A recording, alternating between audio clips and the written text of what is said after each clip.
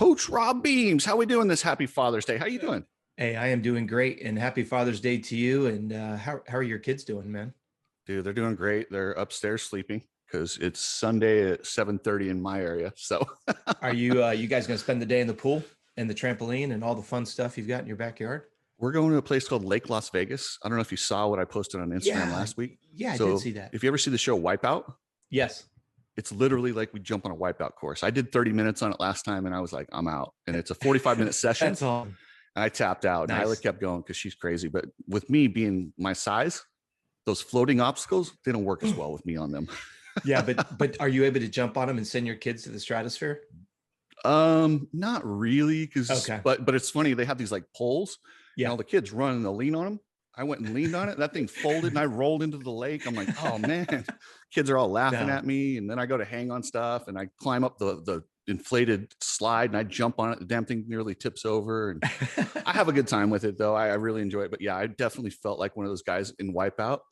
And Isla and I watched that show together, and Okay. she's like, I always thought it looked so easy on TV, but after doing that, I don't think so. That's fantastic. Well, you guys have a good day out there. And again, happy Father's Day to you and happy Father's Day to all the listeners.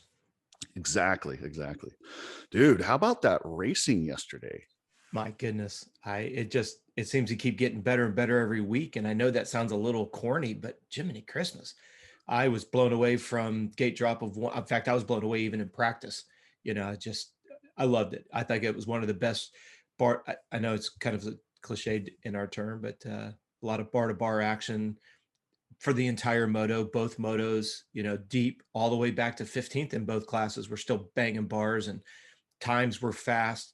We talk about the track here in a little bit. I thought the track was incredible, had plenty of options. And yeah, it's got to be on one of my tops in probably the last 4 to 5 years. Yeah. And speaking of practice, I'll just say this, that track and the way they prepped it was one of the most aesthetically pleasing tracks I've ever seen. That thing was gorgeous. It really was. I didn't know if I want to ride it because it looked so gnarly, but it was challenging. And yeah, we'll get into that later. But it was looking at it on TV, I was just like, wow. When you think of motocross, if you pictured it, that's pretty much what I would picture. Yeah. But did you see there was an issue between Barsha and Marvin in practice? Did you see that at all? I did not. I've heard some scuttlebutt about it, but I didn't get to see what happened. What's going on? I don't know exactly what happened, but what I noticed is, so they have an issue. Barsha cracks me up. So what he does is they have an issue, they have words, there's tension, right? Well, they qualify. Marvin is one ahead of him in the moto, right? So he picks his gate. What does Barsha do? The badass that he is, right, lines up right next to him. I mean, how uncomfortable does that make the other guy? And that's just a boss move. And I saw that and I started laughing. I hurried and checked and made sure that he chose that. But that's so online for his brand. Absolutely. Nope. It was great. And I mean, and then not to get ahead of ourselves, and then Barsha, fantastic starts. I mean, he was right up there, especially in that second moto, right up there battling for the white chalk line for the whole shot, but doesn't seem to be able to keep it up front there. But that's another subject that we can go into. No, we're going to jump right into that one right now. Okay. We'll skip it later on because none of the KTM Husqvarna gas bikes are good. Now it can't be a coincidence. They have some good riders on those bikes and they're all towards the back. I mean, Barsha was the top guy and he looks like he's struggling out there for that sixth place. Compared to the Kawasaki, the Honda, and the Yamaha, they just don't. I mean, Webb's riding his ass off and just going backwards. It just doesn't look right. What do you see in the same thing I am? I would have to agree with you 100%. And I hope that listeners know you and I don't tee each other up to tee for tat for one another, but I've just had a lot more question marks than I do answers. The last couple of rounds, Webb has gotten good starts. When I say good starts, he's up there in that top 10, sometimes even the top 5, and just doesn't stay there. And I don't even want to get into the Supercross hangover and all that. I think Webb is, and maybe somebody that knows him better than I do, because I don't know him at all. Never talked to the guy. It just doesn't look like he's able to charge the track the way that he would on that Supercross. And he's that pit bull of a fighter where I firmly believe he wants to be known as the guy that can win indoors and can go outdoors. He wants to be the guy that represents Des Nations. He wants to be the guy to do all of that. Now, we're not hearing any scuttlebutt that he's pissed off. He's not getting vocal with anybody that he's struggling with. I know the dreaded setup word, but he just definitely doesn't seem to be able to push the bike forward. I agree with you. You look at his body language, he looks like he's trying his ass off, but just doesn't seem to be able to move the bike forward. So big question mark with Marv. I think, we look at round one, he was really competitive, and we're thinking, okay, Marv of old is here. Maybe we'll see some shots of glamour here. Well, he hasn't been there either. And I don't know, correct me if I'm wrong, Chris, has he re-signed yet? I haven't seen anything official with him getting a 1-year extension. Yeah. I thought you had said that. So I haven't heard that, but I remember I asked you, and I thought you told me that. Well, I know that's what they're offering him. I just haven't heard as he actually inked the deal yet. That I haven't seen any pictures or anything out like that. The only reason why I say that is I know he's trying hard, and yet he can't go forward. Webb's trying hard. He can't go forward. I don't think Dean Wilson, being the only guy on the white bike, he was trying his butt off. He couldn't seem to go forward. I mean, a couple of times when I saw him on the the time board there, he, hate to say this, but was getting beat by a couple of privateers. Yeah, Cody Shock's up there giving him hell. Yeah, and he's good. The thing is if it's one guy, yeah, you look at it. But I mean, think about Cooper Webb. He's an outdoor champion. Yes, he won this in the 250 class. Pretty. And you don't think he wants a fashion. 450 outdoors? I mean, yes, it's great. He's got, of course he does. I mean, there's no more. That's where the notoriety's at, right? The 450 outdoor champion. I mean, that was Tomac's claim to fame for 3 years. It's just almost like they've switched them. You know what I mean? So yeah, I have a big question mark on the whole team, the whole motivation. I do know, except for, was it Zach that's got an extension? My point is, Zach did sign an extension for 1 year. Right. But nobody else over there is, re-signed for next year. You've got, we know Plessinger's coming over. We know Webb's got 1 more year there. I don't know. It's not Anderson, like a team. Anderson to Kawasaki. Is that a done deal? According to Daniel Blair, it's a done deal. So I'm going to say that it's done.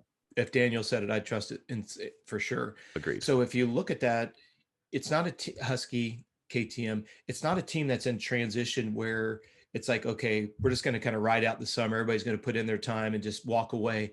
I agree with you. I see Cooper really trying hard. I see Marvin really trying hard to validate, but it doesn't seem to be cooperating. And we would be naive if we said, oh, that bike's a stink bug outdoors. I'm not saying that at all. I'm just saying something doesn't look right. I don't know what it is. I'm not a chassis specialist or a suspension specialist, but something doesn't look right. Well, and here's the thing is, I mean, with this field the way it is, take a look at Tomac's results. You can see noticeably, and I don't think they're taking parts or anything, but they're not giving him the extra love that they probably have years in past in Kawasaki. But if you take him and I think what he's doing is he's riding and he's taking what's there and he's going at about 90 to 95%. And that's taking him from 10th to 1st when he goes for it. It's not that big a difference. So if you're off just that little percent, then you're down with the KTMs. I mean, it's not much these days. It's probably as competitive as I've ever seen it. And it matters. So. Yeah, it definitely, you want to go on to Tomac for just a moment? We'll save Tomac because you got it. He's the most exciting guy that he's cool. We're going to jump in right now. We're going to start with Dylan because he won and he deserves the love. This guy's a badass. Let's not forget, he won the 250 title last year. He's got that European background. He is ferocious out there. I love that he's almost like, he reminds me of Osborne a little bit in the way that he will not give you an inch no matter where you are or what. You can be fighting for 21st place and he's not going to give you an inch. That's just his mentality, and it just all the way to the end. With that attitude and his skills, and now they're about to head into the hot areas, I'd say he's the favorite to win this title. What about you, Coach? Oh, there's so much meat on the bone right here. First of all, I cannot believe we're talking about a Yamaha is up front on a 450. Oh, No. In all fairness and respect to the team, what a difference a year makes. First and foremost, hands down, Plessinger almost damn near getting the whole shot. Ferrandis able to come up front, go through the pack. High five knuckle punch to the entire new program at Star. We talked about this off the record. Star Yamaha was either going to look like idiots or they were going to look like geniuses. Guess what? They're getting the latter of the two. Props on them. People are now wanting to go to Yamaha instead of trying to vacate as quickly as possible. What a big paradigm shift in a year, right? So you come back to Ferrandis, we're back to the crafty Frenchman. I love, they're smooth as butter. That Jean-Michel Bale, that Purcell, all of those guys that were just poetry in motion, as we said in the last show.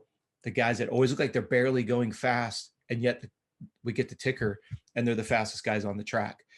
You've got Purcell. A couple things that jumped out at me. Number one, I love about Purcell is he's not afraid to rub. That guy will come in. You mean Ferrandis?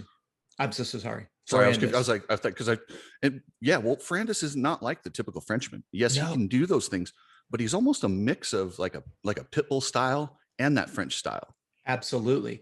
And that's where and thank you for clarifying. That's what I appreciate about him is he is not afraid to rub, or he knows rubbing is racing. Now, yes, you could bring up the whole Christian Craig, he chopped his wheel, blah, blah, blah. Ask Christian Craig. Yeah. But I think in all fairness, if you look at the maturity that Ferrandis, if you look at what he learned from that, let's call it a mistake, it looked a lot worse than it really was. You know, everybody said the same thing. It wasn't as bad as it looked. It just looked horrible. But you look at he was aggressive, but it was a miscalculation, in my opinion. Absolutely. Well, and then just the right angle, wrong angle, depending who you are. And Christian looked like, you know, literally a rag doll. Yeah. But you look at Ferrandis getting ostracized by the crowd, getting booed for the rest of the Supercross season. What a paradigm shift of what we heard yesterday. The crowd was so loud. Of course, they were loud for AC and Tomac as well, but it wasn't a boo fest for Ferrandis. So I think Ferrandis has done a great job of winning the crowd over. People are respecting that he's bringing bar-to-bar racing. I like the fact that, like, he was up there on the podium and he was talking about Roczen. How did he describe it? He took not a wicked. He had a naughty. That was a naughty move that he said that Roczen put on him on the podium. If you go back and watch it, it's kind of hard with his French accent, but he says that was a naughty move that Ferrandis, or that Roczen put on him. I'm gonna have to go back to that because I totally missed it. Yeah, but the point is, and you saw when Roczen came back when they crossed the finish line, and Ferrandis was with his mechanic, and Ferrandis was like, he did the hand gesture like he got so close. The point being is, it wasn't Ferrandis is over there giving everybody the F-bomb and wants to fight. He's like, dude, we raced. We're off the track. We leave it on the track. We race bar to bar. We all want the same thing. We want to be champions. We're at the premier point of the stick. Love watching Ferrandis. I love his competitive nature. I love your analogy of a pit bull. He's Ricky Carmichael on a blue bike. He wants that up front. He's going to charge up front. He's not intimidated by anybody's last name. He's surprising even himself. Who would have thought, and maybe we can look this up as a stat, who was the last person to come in as a rookie and to be leading the points? That's a loose term with a rookie, though. I mean, really, I agree. I mean, we're talking about a rookie who has GP experience, Supercross experience. He's outdoor champion at 250. Yes, he's a 450 rookie. And how old is he? He's 27, 28. Okay, so he's close to 30. Between 25 and 30. Yeah, it's like you say, it's like when Osborne was called a rookie in the 450 class. 30 plus rookie. Yeah, I mean, yeah, I guess that's a good point. But in all fairness, to jump up into that crowd of the Roczens and not so much the ACs because he was battling with AC, but those premier 450 guys that he jumped right into the mix with, man, you've got to tip your hat to him. Phenomenal racing. Well, and that's where I think we're going to go back to. You're going to see AC, and that's who the two guys I'm picking to end up battling for this title as of right now. Yes, don't go back to my preseason preview because I didn't have Dylan in there.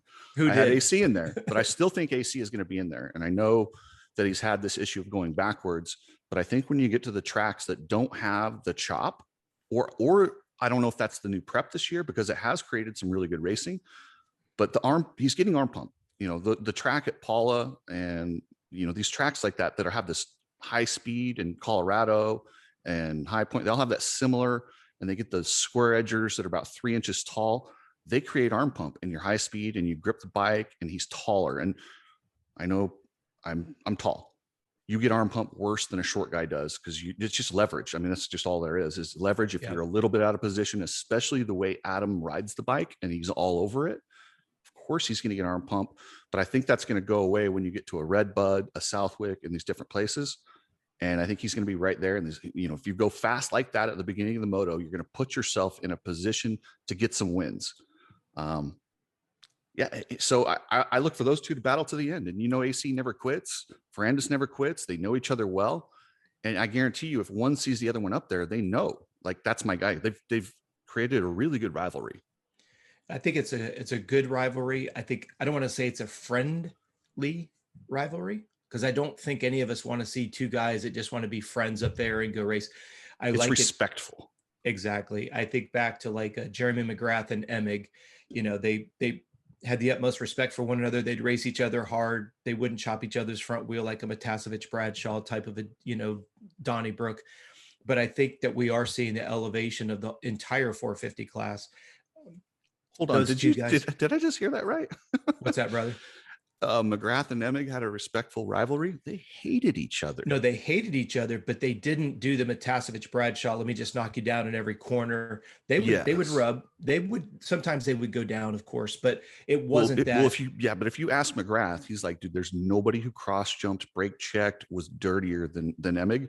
And I think the only reason it didn't go there is because McGrath knew, I've got him covered. So if I play this game, I go down with him. So he just took it away, and he took his revenge by winning, not taking him out, is the only reason that didn't go there. But I think it easily could have been there. Yeah, I'd say you bring up a really good point. I was only talking about how many times were they picking themselves up off the ground. Correct. Those two kind of knew how to play each other, like you just articulated. They kind of a game of chess. Hey, if Jeff's going to cross jump me, I know it's coming, so I'm going to counter that. We saw a lot of that this weekend when you watched Roczen set up into that what were they calling? They called it 6 different things. The left-hand turn that had the fence around it. Billboard turn. I love that turn. Oh, it's phenomenal. But it was amazing, all the different lines. And when Roczen went out wide to get underneath Ferrandis coming out of that and then drag across the starting line there. The point being is, when you look at like an Emig and a McGrath, they knew how to race each other where, hey, this guy's going to go high, I'm going to square it off and come down. And we saw some of the best racing of our lives by watching that. I think we're about to see the same thing. When you look at 2 Yamaha riders, 2 Honda riders, and you literally, as the old saying goes, could throw a blanket over all them in one corner. That's some fantastic racing. And 4 guys that are just incredible to watch. So yeah, Tomac was gone at that point. It is what it was. But the idea that those 4 guys, that's the kind of bar to bar racing that we're seeing. And look at, we're only, round 5? We're heading into round 4. Yeah. So, I mean, look at this conversation. Look at that racing. 9 going rounds into left. 4 with 9 rounds to go, and the field is healthy. That's what I love. Yeah, exactly. But props to Davey Coombs and the entire crew for building a track that was rough, but it was safe rough. Those guys, you didn't see anybody that just totally yard darted themselves. Like you say, if this is the new norm, and our buddy Daniel Blair talks about it all the time, these types of tracks, when they're prepped and allowed to develop this way, you see some of the best racing, because it's not a goat trail. It's not a one-line track. And like I said, I do hope that this is the future on prep. And what we're describing, for those of who are on audio, or what we're describing is, this track wasn't ripped 12 inches deep. It was ripped, and there was rain that was threatening all day long. And a lot of times what they do is they seal it. So they'll almost pack the track in. So if it does rain, it rolls off, so we don't get a complete slop fest. But the first 2 rounds were like this without the threat of rain. And, the TV crew did a little piece on how that's the kind of the prep. And I think they're going that way because they realized it's not slot car racing. You can come in there, you can square guys up, you can change lines a lot easier when it's done like this. So it'll be interesting to get to Redbud. Redbud's not a track that ever has this kind of a prep. It's always deep and thick. And so if Redbud's prepped similar to this, that's the new prep. So yeah, it'll be great to see. And obviously Redbud is a high speed. Momentum is key right there. When you come across, after you come across that big tabletop by the flag, and then you drop into that left-hander and that series of rollers in front of the stands, into that right-hander, and then that series of jumps, and then up to the Rocco's Leap. It's just so high speed. And what you said earlier, I think that's where we are going to see AC shine, because it's a lot of momentum. It's a lot of flow. It fits his riding style a little bit better. But if we've seen this depth of how much that top 15 literally from the gate drop to the finish line, and then the finish line back to the gate drop, and then round 1 to round 3. When you've got that in this, we haven't gotten into 250s yet. It's the same thing. We're seeing beautiful racing on both sides, 250, 450, but there, we are starting to see that the AC and the Ferrandises, they're more consistently up there. Same thing when we get to 250 class. There's some consistencies there, but you still can't say, oh yeah, I can call it. It sounds so cliche. Well, The we haven't person that even consistently gets the starts. Look at we, it. we haven't even mentioned Roczen yet, and he's Wow. looked flat out amazing. He's a couple points out of Absolutely. the point lead. But here's the thing with Roczen. He's had a history of having issues in the heat ever since Mhm. his injury. He has not been champion since his injury, the big arm injury, and then the other hand injury. I don't know. If this were already hot and he were there, I'm sold on him. Now we're heading into Redbud and that stretch where there's a bunch in a row. That's where we're going to find out if Roczen's going to be there. I didn't like what I saw in that second moto. It's funny. The guys almost know when they get to, so if Roczen comes up on you, they know he's got speed. Roczen's got speed Mhm. on everyone in that field except for maybe Tomac when he goes bananas. Yeah. And he might even have him covered there. But he when they get there, like they know if they can fight him off for 2 laps, he almost settles. I don't want to say he's broke because he's not broke, and he did come back at Dylan later on, but you can see how he just settles. And Mm. it's just weird how, I don't know. And the other guys you can almost feel that on the track. They go, okay, if I can just keep him behind me, he'll stop. Where you get a guy like Ferrandis, Osborne, Tomac, there's no stop. Like Yeah. you're almost better to just let him go and try and hook onto him. But Yeah. with Roczen, they know not to do that. Is that what you saw too? Well, I made this declaration in our show when you and I were talking about how the season's going to come out, and I've stated it then, and I'll reiterate it again now. It's going to be whether or not he has the ability to withstand the heat. I know that sounds like a duh statement, but in my biased opinion, all it's going to take is one bad race and we lose Roczen, Yeah. because Roczen he's all of these racers, confidence is a big thing. What I saw in Roczen was, all right, I still have 9 more rounds to go. So if I come out here and I smoke myself, the only saving grace that Roczen's had up to this point is we had a 2-week break. We have yet another break, which gives him a chance to fully recharge his batteries after a pretty, I'm not gonna say it was a hot weekend, but it wasn't like it's been up to this point. We saw a little bit of his little kink in his armor. We didn't see that RCH Roczen that we saw in the first couple rounds. Like you said, it's kind of like it's merging together. Saw some hotter conditions. We're now at round 3 going into 4. I made the prediction there. If he has one bad race and loses momentum, and then that gets covered, no pun intended, you throw another layer of difficulty with heat and humidity. I don't see Roczen going the distance just based on what we've seen historically. And I think the way that we saw him conservatively ride that second moto. Now, again, you got to be in it to win it. We know that. We know that, as the old saying goes, if that's, I think Jet Reynolds said it, or maybe it was even AC, if this is as bad as my bad day is, I'll take it. That's what a champion does, manage the series. But I do have to agree with you 100%. I think we may have seen kind of a little bit of a shift with Roczen. Would any of us, listeners included, be surprised if Roczen comes out and wins the next 8 rounds? No, not at all. I'd be surprised if he does it in the heat, but if it's based on capability, we all know, as we saw early on in the series, speed's there. It's his, what would we call it? Sensitivity to heat, sensitivity to fatigue, sensitivity to all of that.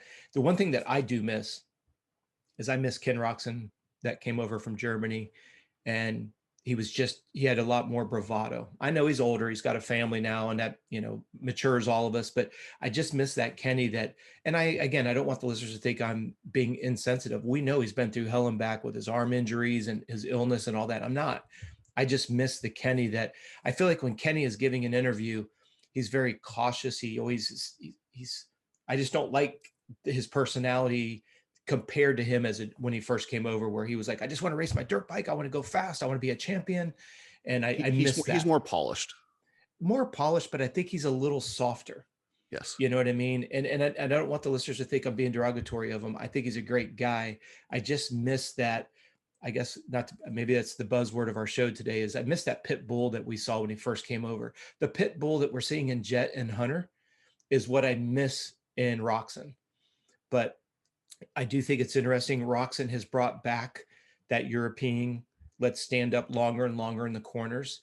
We talked about this off the air together. I think it's interesting how riding styles have now changed yet again, because Kenny's doing it better, not doing it better. It's all in the eye of the beholder, but he's bringing back the idea, why sit down so much? So he's standing up more and more. Now you're starting to see it infiltrate. Hell, you're even seeing it infiltrate into the amateurs now. All the riding coaches are like, you don't need to sit down, stand up more, watch Roczen.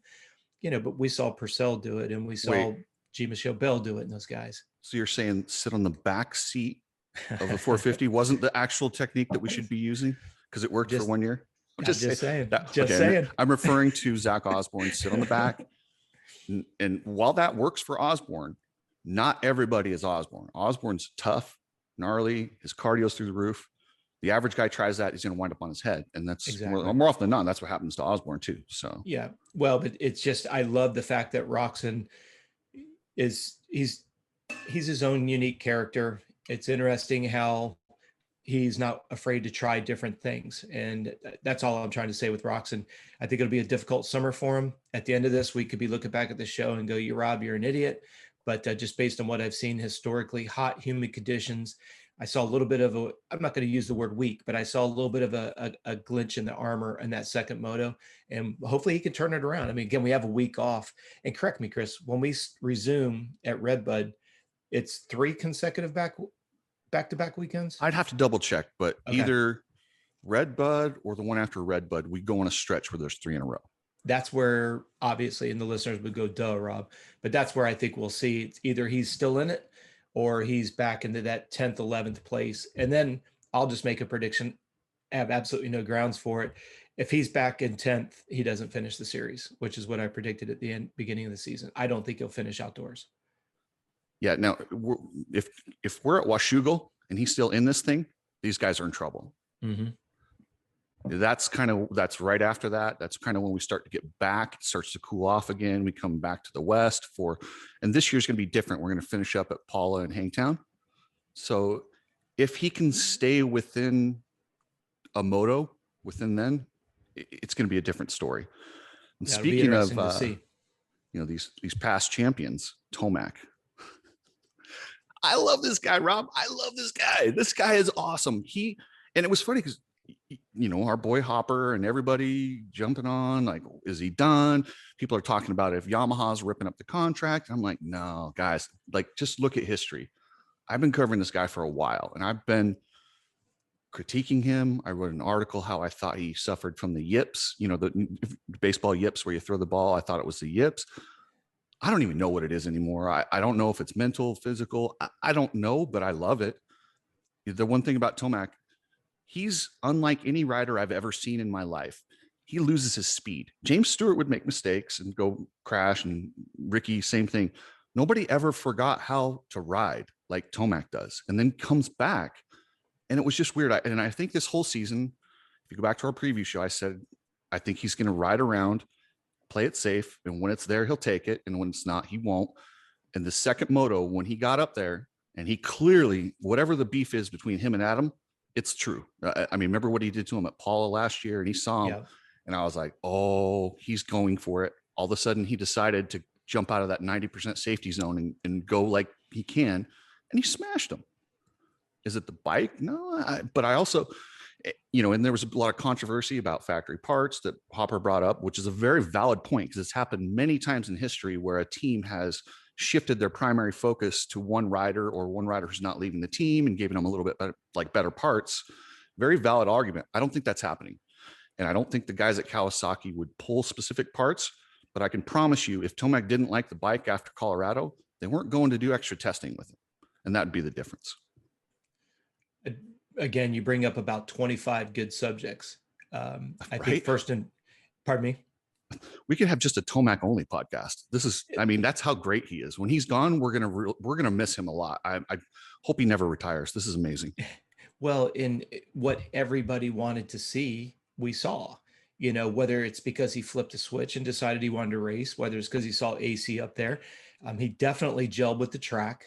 I didn't feel like he rode the Thunder Valley, like it's almost like he'd never been to that track before, and he would look like he was riding somebody else's bike. You know what I mean? It just compare the two from Thunder Valley to here, where at Thunder Valley, I still go back to, you know, AC goes down and Tomac catches him, and then AC went past him like Tomac was tied to a pole.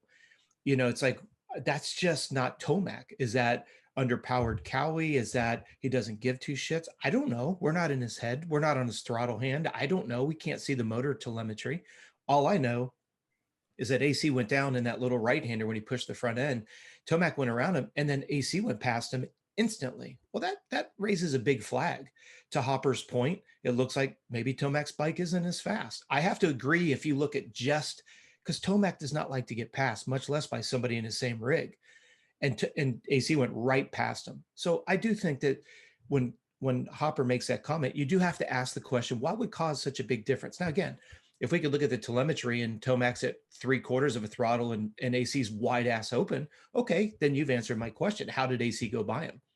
You now look at this past weekend. He's turning the bike like Villopoto did with that rear end. He's sending it off of everything. They you know, that one where it was on the 250s, they would wheel tap it and they would drop down. Yeah. And he just sent the whole thing. That's the Tomac that we know that is in, I hate to, it's a cliche, but he's in full send mode everywhere. He's coming into the corners, Mach 1, just railing the corners everywhere, not afraid of anybody or anything. Was there anybody surprised? Not one person watching it. Everybody was on the edge of the seat going, this is just, we're getting a show here. And then to the point that he's so far out front that they start focusing on the next 4 guys because he's checked out. But he's in another zip code. Just an hour and a half before that great ride, Aaron Plessinger rode around him like he was a lapper in that first moto. And that's where I call it, he went over and flipped a switch, whether it was AC being out front or whatever that it is. And it goes back to what you declared at the beginning of the year. You're going to see races of brilliance when he wants to. And we just don't know when he's going to want to. We don't know if he got lucky with his wife. We don't know if he had some good lunch. We don't know what it was, because all of a sudden the Tomac of old comes out and not one person watching is surprised. We all love it. We all appreciate it. But I'm going to be a little bit of a jerk here, but let's just be honest. He's still getting the same paycheck, whether he gets 10th or he gets first. We already know he's going to Yamaha, whether he gets 10th or he gets first. Tomac's going to do whatever the heck he wants to do, when he wants to do it, on his terms. Nobody can, what are they going to do, bench him? It's not like, well, I guess. I thought they were going to bench him. That's, well, you know, they've got Brock Tickle. They just pay you. They pay you and say, you know what, you're good. You go home, or you're still going to get your paycheck, but we're going to bring Brock Tickle in for the rest of the year. But is Tomac going to let that happen? If they pay him, I think they can. I don't think they can. Because if you look at Bobby Hewitt sending Anderson home, Bobby Hewitt owned the team. Bobby Hewitt he signed the checks. That's a little bit different when you're talking that team at that time. But when you look at Tomac, Tomac's going to do whatever Tomac wants to do. And you're right, Chris. I don't know. We haven't looked at the contracts. It may not even be in a contract. If a team tries to bench a rider, does the rider have the ability to supersede that decision? I don't know that it's in the contract. We could hit up some of our agent friends that might be able to answer it. But to your point, it's not, I wouldn't have been surprised to see Tickle come out either. I've texted him a couple of times. He's loving his job. He's, you know, he says it's the most fun he's ever had on a motorcycle, which I'm so pumped for him and his gig there. But what does Tomac have to lose? Nothing. You know, I'm sure he's over the travel. He still has to get to all the races. But when he goes there, if he doesn't win, now nobody's bothering him. Nobody cares. Like, oh, he's just doing what Tomac does, on again, off again, off again, on again. So the whole weight of the world's off his shoulders. If you listen back to Villopoto on Whiskey Throttle, what did he say when he was talking about it when they had Bradshaw in there? When you feel like the entire team success and every one of those mechanics and technicians and truck driver, you having a bad race, you're carrying the weight of everybody in that rig. You're letting all of those 20, 25 people down. Forget what's going on at corporate. Just the guys that make the men and women that make it happen in a rig on the weekend. And Villopoto talked about how he sometimes wished that he had left to go to a different color, but didn't want to because he didn't want to disappoint that small network of people in the rig. And he said his career would have been longer and he would have enjoyed it more had he changed colors. My point is, listen to what Villopoto said, ironic, same team color, and then look at what's going on with Tomac. Ironic, same team color. is Tomac, maybe the weight of the world off. And he's like, you know what? Today I feel good. I think I'll rip everyone's head off, or at least second moto wise. well, and that's what I was going to say. I don't think he feels like Tomac right now. I Right. feel like Adam, or he feels like Villapoto. I think he feels more, Adam feels more like that right now, carrying that team, and everybody cares more about Adam. Tomac has always been slightly detached. He has his own circle. He comes over, jumps on the bike, rides, gets off the bike, detunes and leaves, and then comes back. He's never been like Villapoto, where he was part of that. I don't think he's ever carried that weight like Villapoto described. Truthfully, I mean, I don't know if it's positive or negative, but I don't think he cares. I think he's worried about his job and what he's doing, and he's not. I mean, whatever happens with those guys happens with those guys. And maybe that's a good thing, maybe it's a bad thing. I don't know, he but he being Tomac. yeah, I don't He think he being cares. I think he oh, worries about I what he's doing, and that's it. 100% guarantee, 100% agree. Now, Adam holds the weight of that whole team, and I'm sure he feels bad for that whole team. And it's just a difference in personality, and it can be a godsend for a racer not to carry the extra weight. Well, but remember when AC was not having the most stellar 250 career, and he was very vocal, he was very transparent, he was very vulnerable when he said, "Look, I didn't even know if I thought my career was over." As everybody called him, baby Jesus. He had everything. He was the prodigy. Blah blah blah blah blah. And I want the listeners to think about this concept. In the listener's opinion, maybe you guys, if you're watching this on YouTube, you want to leave comments below. In your opinion, when did AC go from prodigy to champion? I want the listeners to give us their thoughts in the YouTube comments, because was it when he finally clinched the 250 championship and overcame all the odds? Because let's face it, he got plucked out of the 85 class and put into the 250 class pro. Never been seen before. You don't think there's a little bit of pressure there? When he finally won the 250, was that him going from prodigy to champion? Or are we going to really say AC went from a prodigy to a champion when he seals his first 450 win, his first championship? Because every athlete has that point. Jeremy McGrath had a point where he went from prodigy to champion. James Stewart went from prodigy. When? What? In the world of performance, when does that happen? Because if you look at other sports, you get somebody, and most of the listeners know I do a lot of triathlons. If you look at a triathlete that goes from a junior national champion and finally wins one of the big pro races, we always say that's when the person transitioned from a prodigy to a champion. Now, what do you do to manage that championship lifestyle, attitude, disposition, responsibility? When do the listeners think AC is going to make that transition, or has he? Do you feel like when he won that first 250 championship, do you feel like it when he gets his first win? Because when that switch gets flipped, do we see, I don't want to say a rampage, but do we see the same pattern of results that we saw in McGrath when he finally got it together, and then he had the perfect combination of mechanic, team, everything was going good? Then you look at Ricky Carmichael, then you look at James Stewart, where I'm talking about like the 24-0 seasons where everything's just going perfect. Will we see that when that switch gets flipped with AC? I don't think we're going to see that in this generation of riders. I think there's too many, they're too good, and the equipment's too close. I don't think you're going to see that kind of dominance for any time in the near future. I would say he's already there, in my opinion. I would say when he got that 250 title, that was the monkey off his back, the outdoor title. Fair enough. Fair enough. And I don't think the riders look at it like that. I think that's something they look at when their careers are over. I feel like I'm saying as a physiologist, that's the way we look at it. Like, because when you're dealing with an elite athlete, there's so many moving parts to it.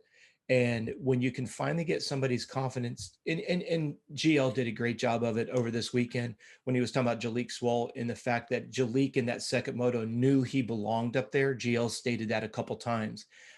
We know that Jalek is a great starter, has for years, and always has put himself into contention. Even since day one that he went pro, he's always up there in the front on the starts.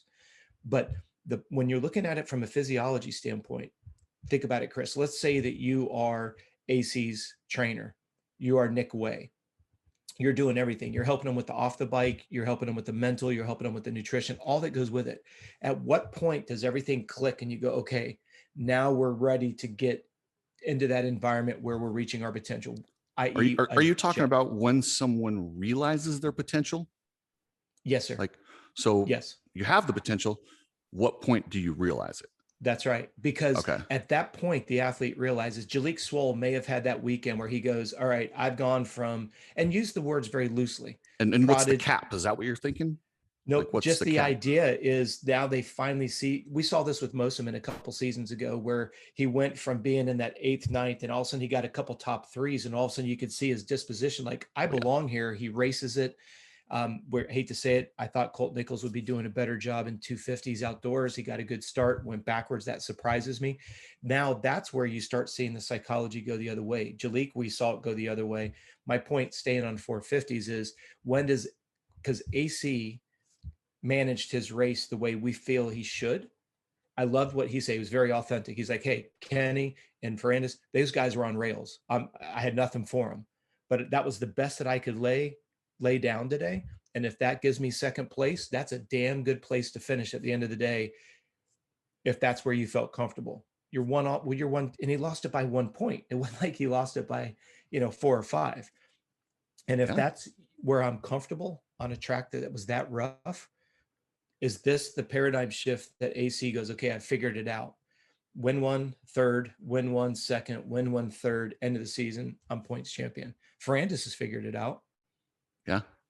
Well, You know? and that's the thing is, people, oh, Tomac going back, or Cianciarulo going backwards, blah, blah, blah. Well, we've been asking for this forever, because in the past, he hasn't gone backwards. He's gone head over heels. That's right. He's gone down. So when he started to get arm pump in that second moto, and he had a couple swaps when he fought those guys when he could, and then when he had a close call, that was when he finally went, okay, I got to check it. And you saw him literally check it up and just settle for what he had that day. Well, they come out of that left-hander, and he moved Yep. off to the right as Roczen Mhm. came through. And again, that's athletic maturity. That's realizing you've got to manage the series.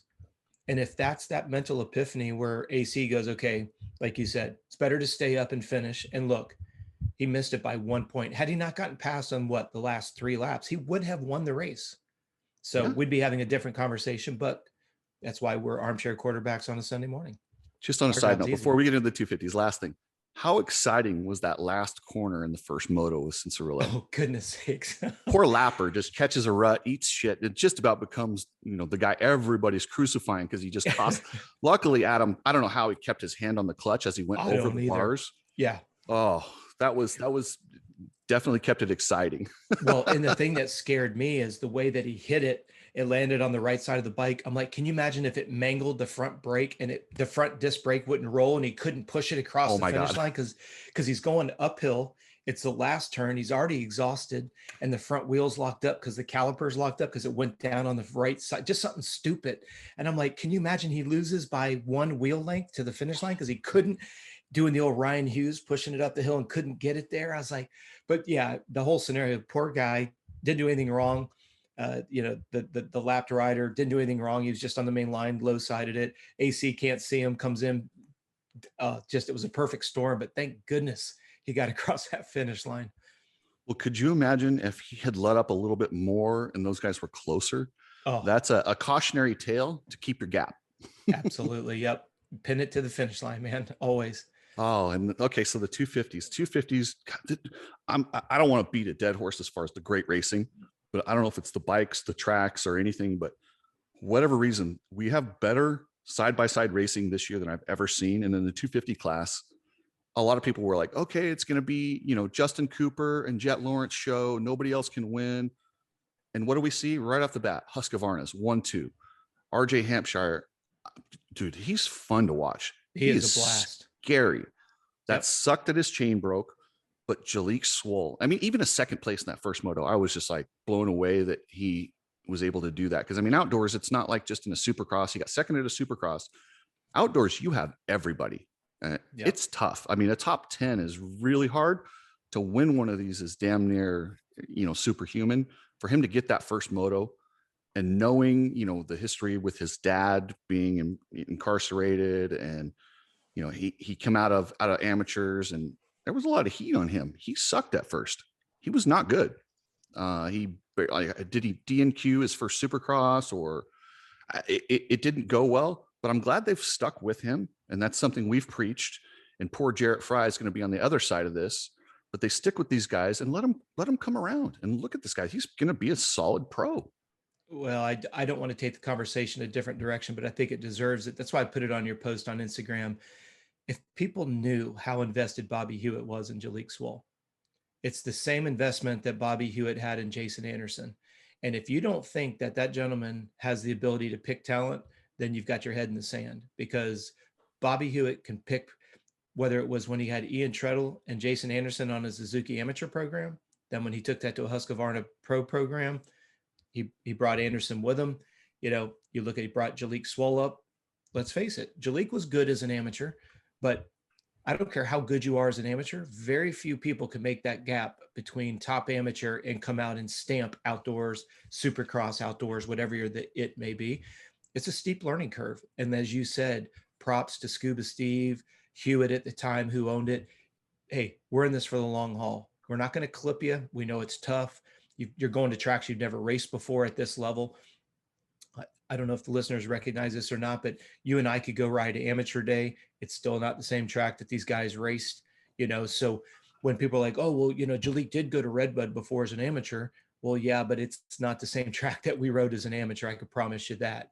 Even if you leave it the same, the way the ruts and bumps develop when you have 40 pros riding, that's what I'm saying. It's nasty. It's totally different, and it's much harder, and it's much deeper. And in some ways it's easier, because unlike us amateurs, every time we come around the track, it changes dynamically, because you have Blowout Bob and you have, you know, Squirrely Steve over in the corner that blows everything out.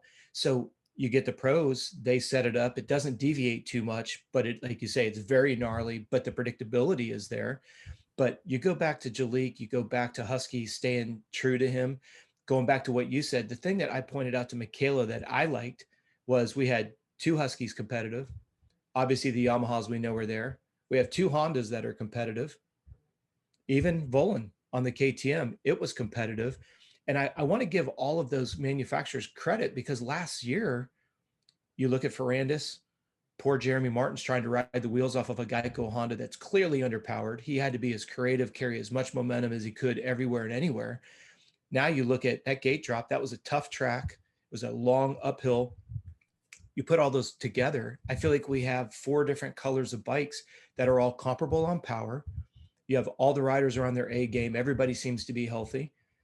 You know, I don't want to get ahead of ourselves, but you got Marchbanks did a phenomenal job, you know? So you look at the 10 guys that are up there, it's not just a Blue Crew man fest up front. Sure, you had the Colt Nichols and the Cooper up there, but hey, you had a Hunter and a Jet on a Honda. Hey, you had Jalek and you had Hampshire on a Husky. Hey, you had Marchbanks up there on a Club MX Yamaha. It's a very diversified color. And I like it because we're back to that psychology of the other riders, where they think they're racing for third place because the star Yamahas are going to get the whole shot and be gone. And now we're not even discussing the power of the Yamahas. We're actually back to talking about the riders again. And that's what I thought was really cool about Jalek, is he's historically always been a very good starter. It's what's made him competitive since he went pro. You know, he may not, for the last couple of years, he wasn't able to hold the pace, but what I loved about it is he showed he had a big set of balls.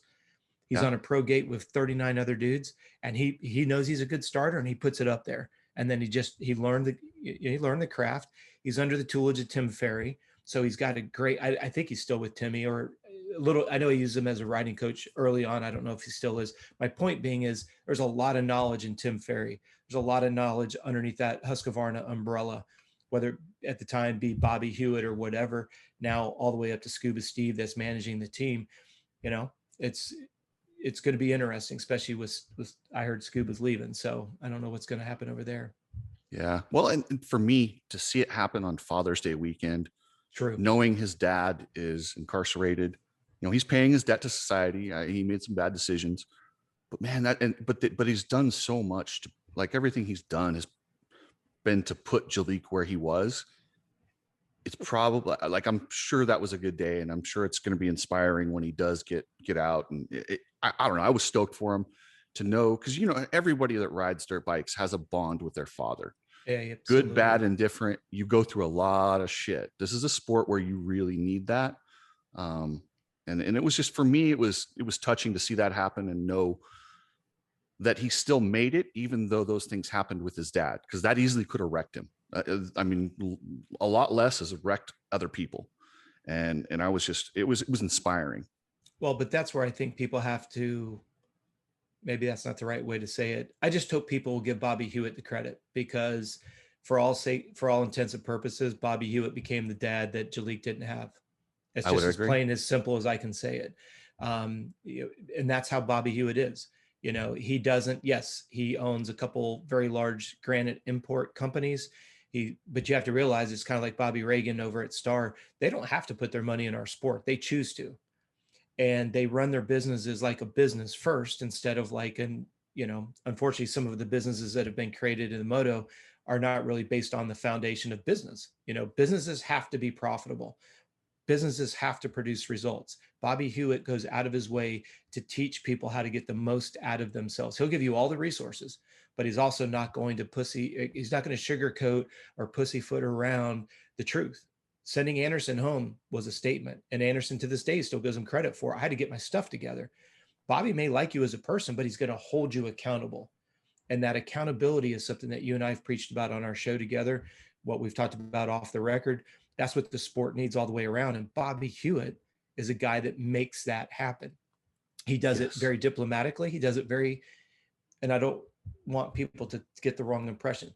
Bobby Hewitt is probably one of the most kind-hearted people. You'll never hear somebody say, you hear different names in the industry. This guy's cutthroat. This guy wants to win at all costs. Doesn't care about you, F you, all this other stuff.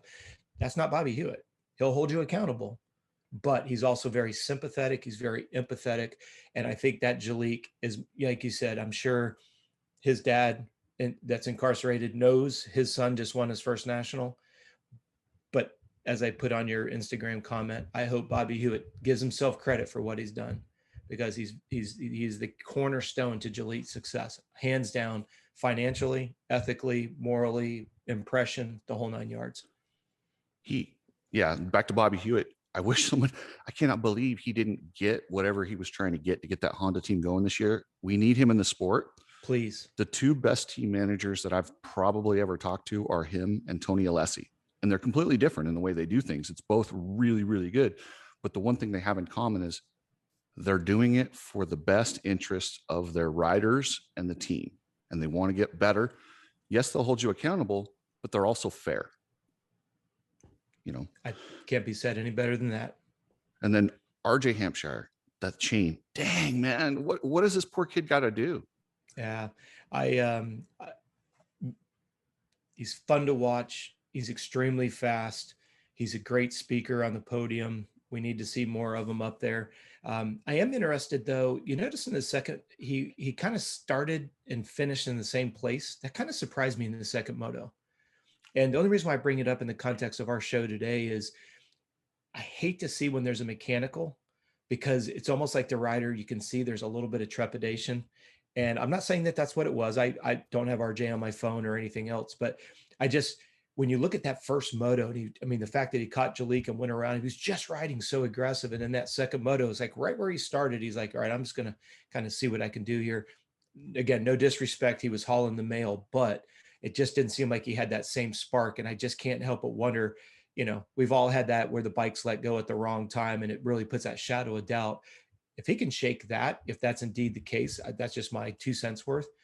We may see somebody that can get, not that, again, anybody would be surprised to see us go to Redbud and he gets up there and shakes the pace up front. None of us would be surprised. When I saw him back there, so when you DNF a moto, you get last pick for the second moto for starting. So he's way on the outside. They have that big pile up, and Joe Shimoda's bar goes in that guy's sprocket.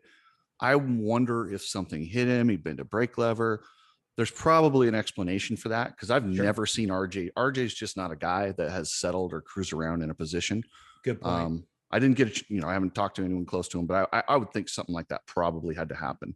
That makes sense. Now, before we get to the Lawrence brothers, we'll just move right into the Lawrence brothers. Hunter, in that first moto, I was like, oh, he's fast. Rob's going to get his money back. And Jalek Swoll sticks it underneath him.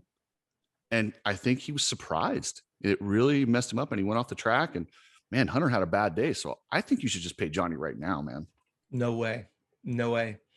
when you look at Hunter's qualifying, when you look at Hunter got the good start, I do agree he got cross-rutted. And it's funny you say that because Michaela and I were watching. And I said, unfortunately, I think Jalik just out of that peripheral Surprised him. surprised he was there, and it just took his mind off of what he was doing for just a second because you can just see the kind of the bars go. Getting caught up on the banner didn't help at all. But no, I think it was funny because I was going to text you and Hopper. I was like, all right, so let the momentum is getting ready to change zip codes again right here. And then all of a sudden he went, and then he went down, and I was like, damn it, I thought I had a chance here.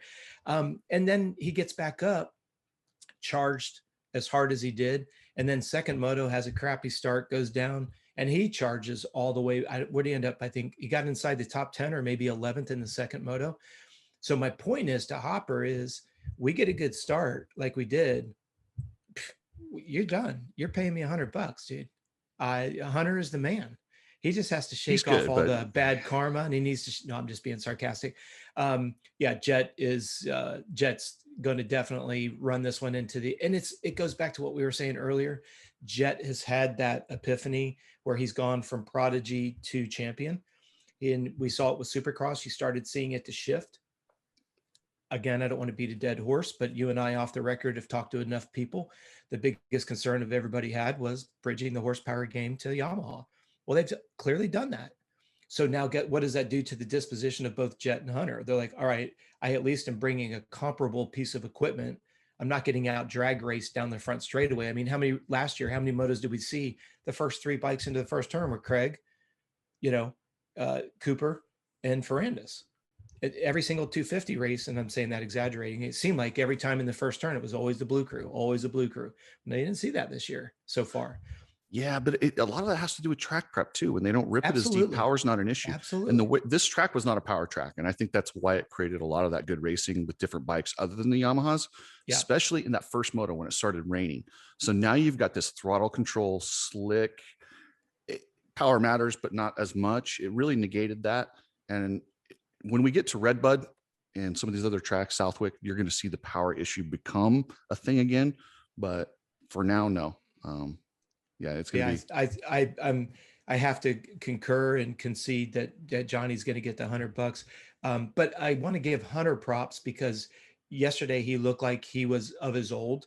It looked like he had a lot of it in control. Again, just simple little mistakes. But unfortunately, at this level, those simple little mistakes. I mean, how many bikes passed him while he was trying to unhook on that banner? 28 bikes out of 40. I laugh though because you know what it is so he sees that it's Jalik, right?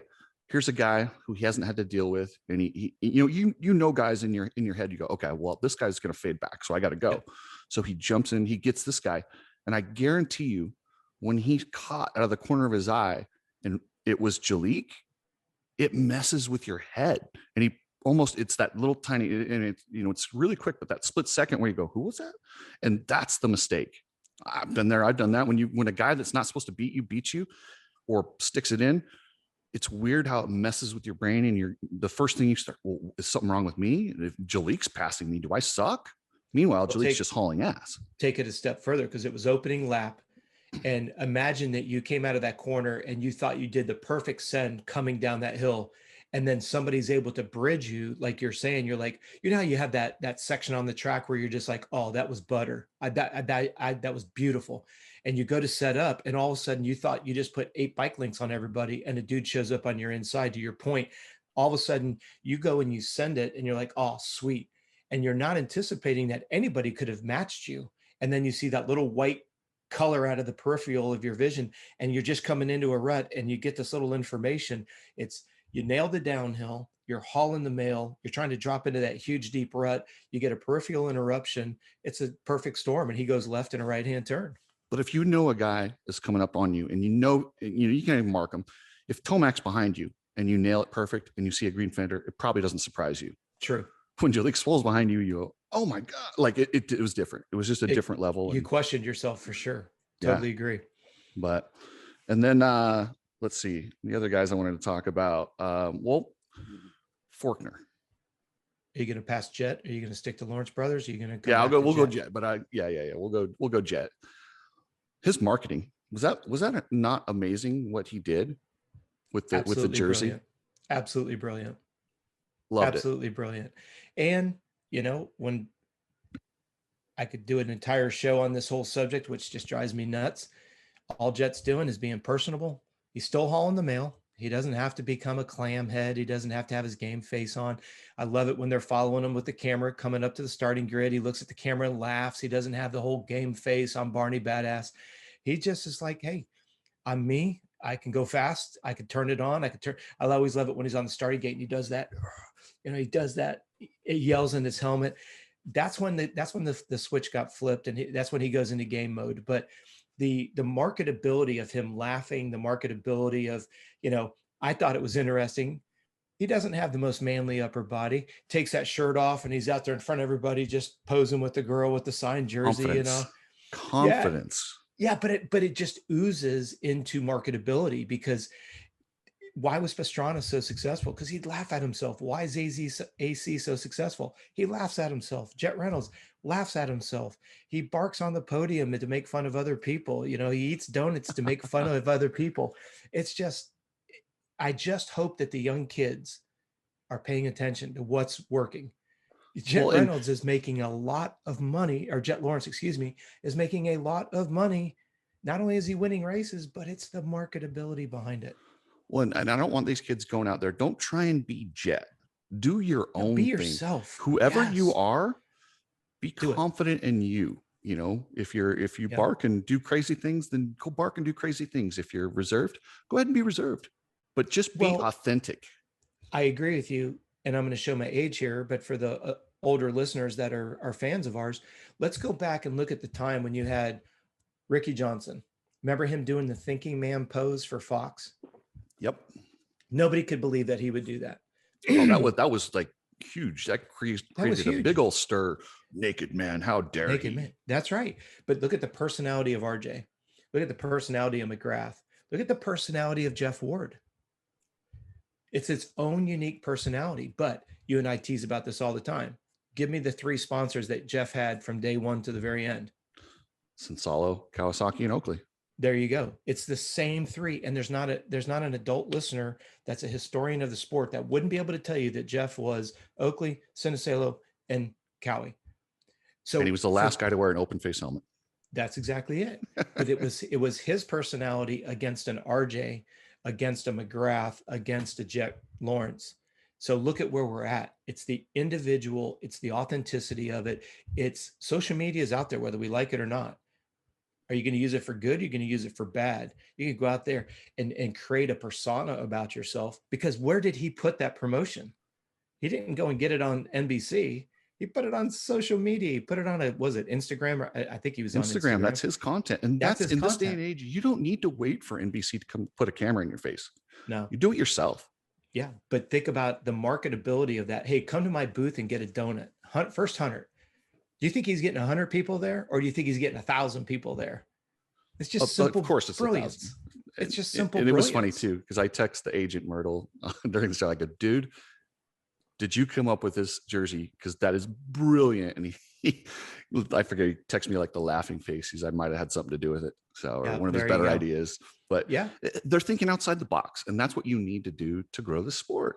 And he's building a fan base. Look at the dynamic difference between Jet and Hunter, though.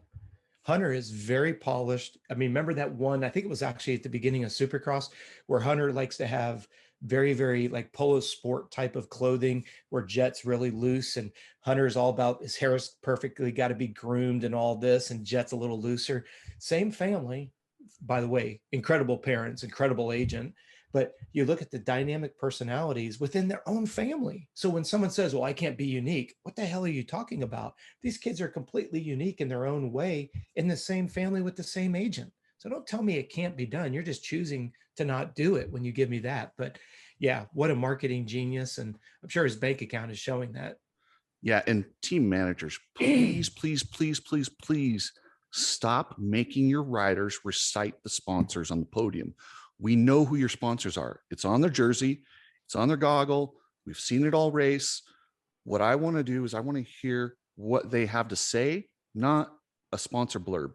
If you really have to have a sponsor blurb up there, get with NBC. Let's put a ticker, like I think it was Villapoto, or you said put a ticker in the bottom. Just put their sponsors down below when you show their name. Brilliant. But please stop making them talk like robots. It drives me crazy. Justin Cooper, he's probably not the most personable guy in the world, but if you get him to talk, he's fine. If you make him read that, it comes off horribly. Well, we saw it yesterday when he was talking about the race. It was free flowing in the language. Then when he started to recite the sponsors, he stuttered and backtracked. And I hate to say it, but we saw it, no disrespect to Star Yamaha, but it's obviously impounded in their head that they must get financial ramifications or something for not saying it. Because if you look at the 250 class, everybody's doing their thing. Jet didn't mention his sponsors. Jalik didn't mention his spot. Well, that's not true. Jalik thanked people, but I think that was because, hey, that's not authentic though. Don't make them do it. Well, but with Jalik, it was like, these are the people that helped get me here through thick and thin. I finally got my first win. You have Jet, who doesn't even mention his sponsors, but you and I both would immediately comment Alpine Star, Honda, Red Bull, the big three, right? Excuse me. Then you had Justin up there, who was having a pretty decent interview, but then he has to drop into his sponsorship drop, but then he sounds like a buffoon. Then you go to 450s. AC never mentioned his sponsors. Okay. And then Ferrandis was having a nice conversation talking about it. The fans were yelling, I was glad to see. And then all of a sudden he has to go into his dissertation of sponsors, which again, it just sounds like a roll call that all of us are like, oh, what's for dinner? What are we doing? We're not listening anymore because he's gone into roll call. Like you say, to your point, stop. Whoever's back in these executive board meetings saying, well, we've got to mention all of our sponsors. We're not listening. In fact, if anything, you're annoying the shit out of us. Yes, it's having a detriment to your product. Stop. When I hear that, it almost makes me mad. And people will tell you that it doesn't help. It really doesn't help. Like I said, if you have to have your exposure, let's get with NBC. Let's get a little ticker. Let's get something else. Hold up a sign next to your head. I don't care. Just don't let the interview flow. Yeah, but your exposure, like you already said, the exposure was on the track.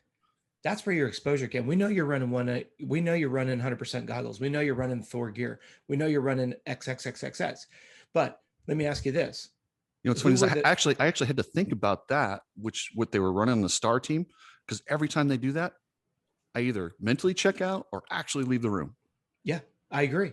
Who were the three sponsors that had Jeremy McGrath's when he had his own Yamaha team? There's only three sponsors. Chaparral, Fox, Yamaha. And he had the 1-800-COLLECT that was on there, remember? Oh, yeah, I do remember that. Yeah. Yeah. But it wasn't because McGrath was up there going, I'd like to thank 1-800-COLLECT and I'd like to thank Chaparral and Yamaha. We freaking saw his rig. We saw his kick-ass gear. We saw his kick-ass graphics. And here we are. How many years ago was that? 20, 25 years? Yeah. And he did switch from Fox to No Fear halfway through that. But my point is, here we are in 2021, and we know he went from Fox to No Fear. We know it was Bud Light. We know it was 1-800-COLLECT. We know he was riding a Yamaha. And he never once on the podium said, I'd like to thank Skip Norfolk, and I'd like to thank, he didn't do it. But we know Skip Norfolk was his mechanic. Why? Because we watched the races. The story of sponsors unfolds on, we're watching the race. We support it because we watch the race. Stop with the roll call. Yeah. That's it. You don't watch the Formula One race car drivers get up there and say, I'd like to thank Rolex and Ferrari and Mercedes and blah, blah, blah, blah. It's all over their freaking car. It's all over their jersey or their race outfits. Why do we not listen? Why do we not learn? So I don't know, but so you're wearing a Moto E shirt. How about every other line? Say, I want to thank Moto E. Yeah. There you go. No, I want to thank Rob. I got to get this in 24speed.com with Troy. And yeah, those guys are really good. So thank you. And our listeners are like, all right, what's for dinner? They just gone. We just lost them. So. That's it. Nope. Okay. Austin Forkner. This kid has taken a lot of heat. Some of the other podcasts have really come down on him for being out of shape. I heard he's still struggling with some injuries. I don't know what they are. But I reached out, and I think he's one of those guys, love him or hate him. He's very, very personable. He will talk on that podium and wherever. He's a good kid, in my opinion, from my dealings with him. I really like him. He's been one of those guys who's been nominated to be the next guy. And for him to be riding around between, 8th and 10th and right around there, yes, while that's good for some people, that's going to get him fired. I don't know what's wrong with him, and I know he's got more talent than that. Personally, I almost think a change of scenery might work for him. What if he got on Star Yamaha? What if he went to somewhere else? Because whatever the people around him right now and whatever structure he's got, or even just the mood, might not even be the team. He just might. Sometimes you just need a change for change, but something has to change, or he's going to find himself, out of a racing job. I wouldn't be surprised if you see him out of the sport, unless he gets somebody that's willing to invest in him the way somebody invested in Marchbanks, because it's a double-edged sword, and we've all seen it, we've all heard it. If you can't win at Pro Circuit, you can't win anywhere. If you can't win at Star, you can't win anywhere. If you can't win at Geico, you can't win anywhere. So you're not seeing and I want the listeners to think about this. If we go back, and I'm just going to pull a loose number, you go back and look at the last 5 years, with the exception of Geico closing and the riders did have to move on. How many riders are we seeing that leaves? Let's say that there's 4 teams, Star, KTM, Husky, just choose 4 teams. How many times have we seen riders go from team to team, side to side? Not very often. You look at Actually, I would disagree with that. You think so? Yes, I did an article with Daniel Blair a long time ago on teams and when riders are successful. Yeah. More often than not, 250 riders are more successful on their second team than their first team. So walk me through, when I think of Husqvarna, where was Hampshire before he came to Husky? First, he was at Geico. Was it Geico and then there? So he was at Geico for a long time. So he's being successful. He's more successful on the Husky than he was at Geico.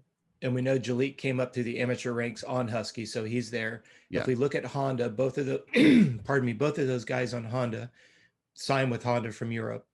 But they came from Geico. But I'm saying they're on the same color. If you go to Yamaha, Hunter was on a Suzuki in Europe. No, but I'm saying when they came to the States. Yeah. So then when you look at, when you come over and you look at the Star Yamaha team, Cooper, where was he before he went to Star Yamaha?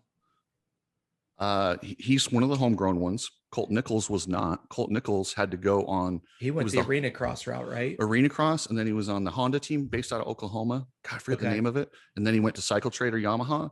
And now he's there. And then we have Jeremy, who's a byproduct of Geico, and Fry came up through the amateur ranks, or Thrasher, excuse me. Well, both Fry and Thrasher came up through amateur ranks. When you look at KTM, that was coming through the amateur ranks. So if you look at the last 5 years, what do we have? A total of 3 riders, just based on the current crop of riders that came from team to team. Where is Forkner going to fit in going to another team when you have the amateur program? You have Logan Best coming up. You have Deegan coming up. You have Ryder D. Francesco coming up. Who's the other Cowie rider? Ryder D. and Jet Reynolds. My point being is, where is there room for Forkner to go to another 250 program? Gas. But are they really going to bump? Are they going to bump Moseman, and are they going to bump Pierce Brown out? They've only got 2 guys. Yeah, they've got Pierce Brown and Pierce and Moseman. You don't think they could fit one more over there? I mean, when they were a KTM team, they had 4 guys. I know they have Barsha in the 450. I think they could fit. And that's the thing with a guy like Forkner, with that, when you have a guy who has next level talent, and we know he has that talent. I mean, this guy was one race from winning a Supercross title, and he's won outdoors. I mean, we know he has the talent. So many people will take a chance on this guy. If Kawasaki does not want him, he'll have at least 1 or 2 more opportunities before he's done. I could see gas. Somebody will make room for him. He might have to take a pay cut, but sometimes that's humbling, and that's what makes these guys so good. I don't disagree with that at all. We're seeing that with Marchbanks.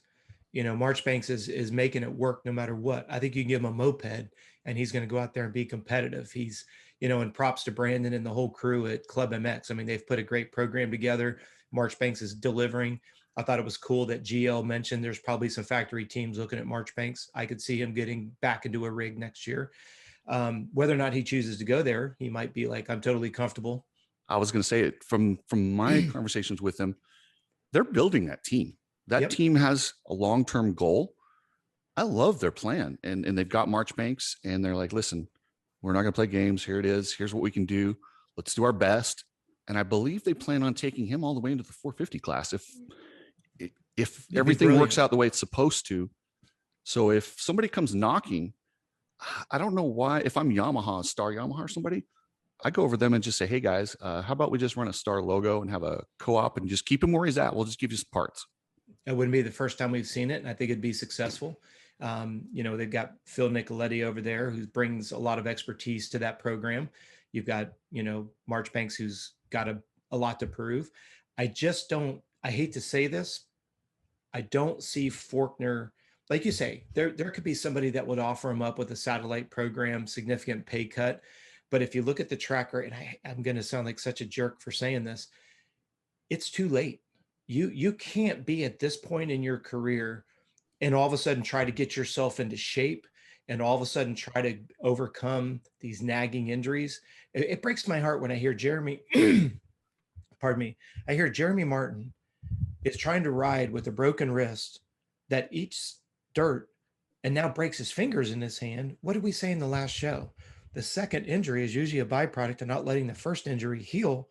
And now it's not if he might come back, he's not coming back for the outdoors. I just can't believe the mindset of why would you do that? But we all know contract negotiations, 1-year deal. I get it. Doesn't make it right, but we get it.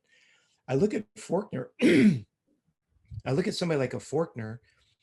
You've got 3 seasons now that you haven't finished. You've already declared that you're tired. You've already declared you've got other injuries, whether they're publicly declared or not. If who's going to invest in that when I've got such an incredible group of athletes coming up? I understand why you would invest on the surface, but is that really the best investment of dollars when you could get somebody that, first of all, has finished a season, you know, and because now I'm looking at not because of Marchbanks, but if I'm going to invest in Marchbanks or I'm going to invest in Forkner, I'm going Marchbanks all day based on what I've seen the last 2 seasons. Raw talent, I'm with you. Forkner, like you said, he's got that next level talent, but how many people have we seen have next level talent that unfortunately spend so much time injured? They're unfortunately their equity value goes down to nothing. Let's take Marchbanks out of the equation. Sure. Who's the next best privateer? Ty Masterpool? That's currently out there? Yeah.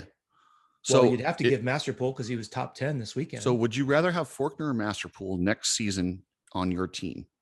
That, well, you bring up a good point because Masterpool has been out of the season because he broke his leg last year, remember? Yeah. So he's got a lot of injuries as well. I'm looking at, you're almost having to go to the next level down because you have to look at these guys, and I'm going to sound like such a jerk. This is the problem and the disdain that I have with amateur motocross, because by the time the kids get to the premier class, they are so fragile. They're so frail. They're so exhausted. The propensity of an injury, we're seeing it. It's not my biased opinion. We're seeing it. We're not seeing the durability. We're not seeing the sustainability of these guys when they get there. Ryder D, he hasn't even fit. Don't hold me to the statistic because I always screw up Ryder D and what's the other dude? Jet Reynolds. I think it's Jet. Ryder, all those guys. Yeah, but since he's gotten into the B class, he hasn't even made it to Loretta's because he's been injured every single year for 3 years. Oh no, you're thinking of Jet. Okay. Ryder's been there. So the idea is it's like you couldn't even get to Loretta's because you keep getting injured. Well, why do you keep getting injured? That's my question as a physiologist. The guys know how to ride a bike. It's not like the bikes are grenading and they're getting hurt.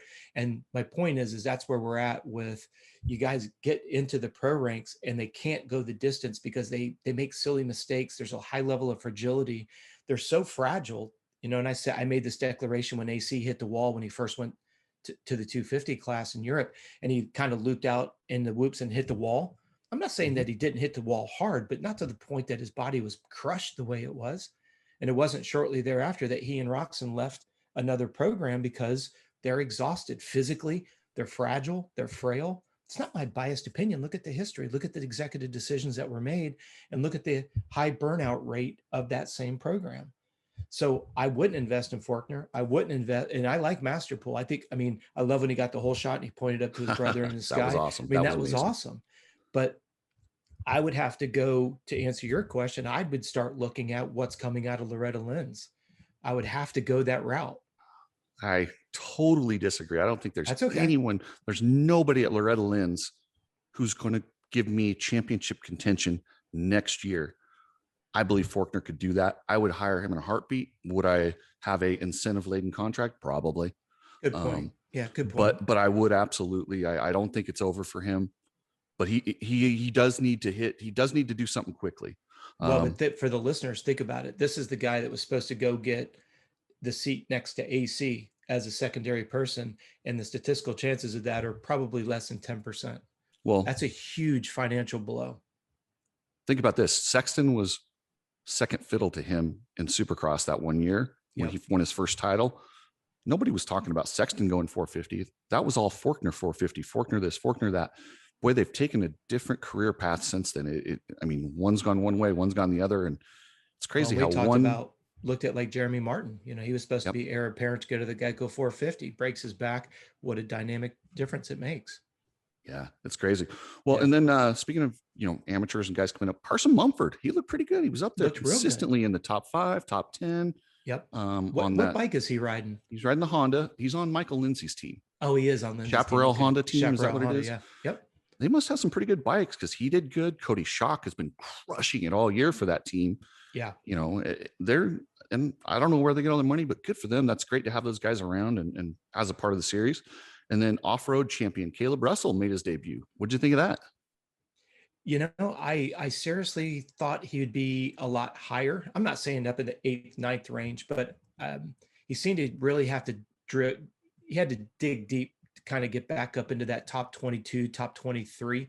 Let's not forget he's on factory equipment. I'm going to kind of take your question and turn it a little bit. It, to me, shows you how deep our top 40 guys are. That's what I was going to say, especially in the 250 class. Yes, because Caleb Russell can haul ass on a dirt bike. He's on a factory bike. And yes, he did work his way into that 22, 23 spot, but I thought it was interesting. It took him the whole race to get to that spot. So props to the second half of our field that's so deep and talented. When somebody because let's remember, was it 2 years ago when he tried to do this? 2 or 3 years ago when he did Unadilla? Yeah, and he got taken out on that right-hander going up the face of the jump. I think he ran into Barsha or somebody, wasn't it? It was somebody high profile he ran into. Yeah.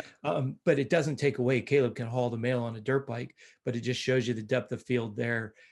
Will he get better? Absolutely. I mean, if he races the rest of the summer, nobody's going to be surprised seeing him break into that top 20. But I just thought it was an interesting perspective of because I always love this when you see the guys, the leaders coming past the lappers. If you took that lapper to your local track, he'd blow your mind how fast he is. And to watch him get lapped, you go, oh, he looks like, Johnny Squirrel out. I'm like, no, that dude's total badass on a dirt bike. But it just shows you. And that's why I think people need to go to a national and really watch how fast Tomac, AC, Roczen, those guys really, really are. It's astounding how fast they are. It's superhuman. And yeah, until you've been on the track with them, it's just ridiculous. Yeah. But so we pretty much covered the entire track. I want to talk about that billboard turn, though, at the finish line. What I noticed about the billboard turn, I think they need to do more of this, but you'll have to, a bit of a safety issue. You're going to have to put a net over it. So if somebody gets punted into it, they don't go over it. Yeah. But what it does is it keeps the dirt from falling away, and you build multiple different lines and it doesn't go away. It's actually, with these new powerful bikes, maybe Supercross needs to look at building, wood support around these berms so they stay. What do you think? I agree 100%. And what I thought was impressive is where the track builders put that was at the end of a very, very, very fast straightaway, because that's usually the big concern in Supercross is they're carrying so much speed in. Where will they go? Well, my goodness. I mean, you can't say that those guys were coming in slow. They were fourth gear, maybe. I mean, they were hauling the mail. But I loved, and we could go back and create a statistic, how many passes happened in that corner? A lot. We go back to the Ferrandis, coming around Roczen. Tomac was hauling the mail through there. Even Jet, I loved watching Jet on the exit of it. How it was kind of where that they had the one board that was pointing down the straightaway. Yep. He would come out and he would almost skip around it. Like you say, because the dirt didn't get pushed away as he railed that, he could almost use that as like a little single jumping out of it. No, I think that was phenomenal. It disproved a lot of the myths that you can't have that type of a corner at the end of a high-speed straightaway. I say keep it, please. Whoever's idea, please bring it. That was awesome. But when I was looking at it, I was like, okay, well, somebody comes in hot and somebody comes inside and really decides to send them. We're going to need a net on top of it, though. Sure. No. Just use one of those Supercross nets. But in all fairness, did you see the need for the net this weekend? No, not even close. No. And I think that's because the guys respect the inherent dangers that are in it. Not that they don't in Supercross, but yeah, you saw no carnage, zero carnage at all in there. I don't remember what corner it was where you saw the guys kind of riding the nose in a little bit, running the front binder really, really hard. But that was about the extent. And it wasn't even that corner. But my point being is you didn't see any carnage like, oh, that was a really bad design or that was dangerous for the riders. It goes back to what you said earlier. The more that they can prep it that way, the more races we're going to see. That's awesome. And isn't it the same crew that preps all the tracks outdoors? I don't know. I know MX Sports comes in and advises them. Yeah. I believe they have a crew at each track that does it, but MX Sports comes in and consults and tells them kind of, hey, do this, do that. And I know it's funny too, after the races, they get a report card from MX Sports telling them what they did good, what they did bad. Gotcha. So that they can improve the next year and so forth. So if that carries into round 4 and keeps going from there, like you say, if that's the new norm and the way it's been prepped, because it seems like it was received well by the riders. You didn't hear anybody saying it was sketchy. The bar-to-bar racing has been probably the best we've seen in quite a while. Yeah. So yeah, I would love to see MX Sports continue that. Like you said at the beginning of today's show, hopefully that is the new norm. That would be awesome. But great job. Props to the whole track crew, whoever made the executive decisions. High five, knuckle punch. Well done. Yeah, and like I said, on TV aesthetically, that thing was beautiful. It looked really good. That elevation change, oh, man, it was. Yeah, nice. They did a good job with the camera, kind of showing a little bit. Normally, you can't tell, but they did a good job showing how steep it was. I don't know what they did differently. I don't know how you want to describe it, but it's that one where they come up at the left-hander and it's a huge triple and they just kind of loft in the air when they landed, and they would do the camera switch from when they go off the takeoff and then they'd catch them coming over it. That jump gave me goosebumps every single jump because it's just poetry in motion. And it's a huge, huge hit. Yeah. And those guys make it look easy, but I was really surprised the 250s were able to actually clear the backside as efficiently as they did, because that is a huge hit. And the way it's off cambered like that in the air, it was beautiful to watch. Great camera work. Yeah. And then what was there? Oh, anything else you want to talk about the racing before I get into drama? No, just again, props to everybody, riders, teams. I love the way that the track designed. I love the way the 250 guys were kind of wheel tapping on that drop down, the one that Tomac was just sending. That was one of my favorite parts of the track. That's where Jet was able to get around. I forgot who it was that he passed there. Actually, that's where he got around Jalik, where Jalik was trying to hold that inside. The other thing too, is I thought it was interesting. If you watch the camera angles, like when they would do that drop down, you notice, and I don't know why the young amateurs don't pay attention to this, notice that they don't go right where the nasty braking bumps are at. Notice they're always trying to go a foot to the left or the right. There was a lot of meat on the bone, learning how to be faster in rough tracks and rutted tracks by just watching the different camera angles. So again, and AC was doing a really good job at going to the inside and almost riding the side of the rut.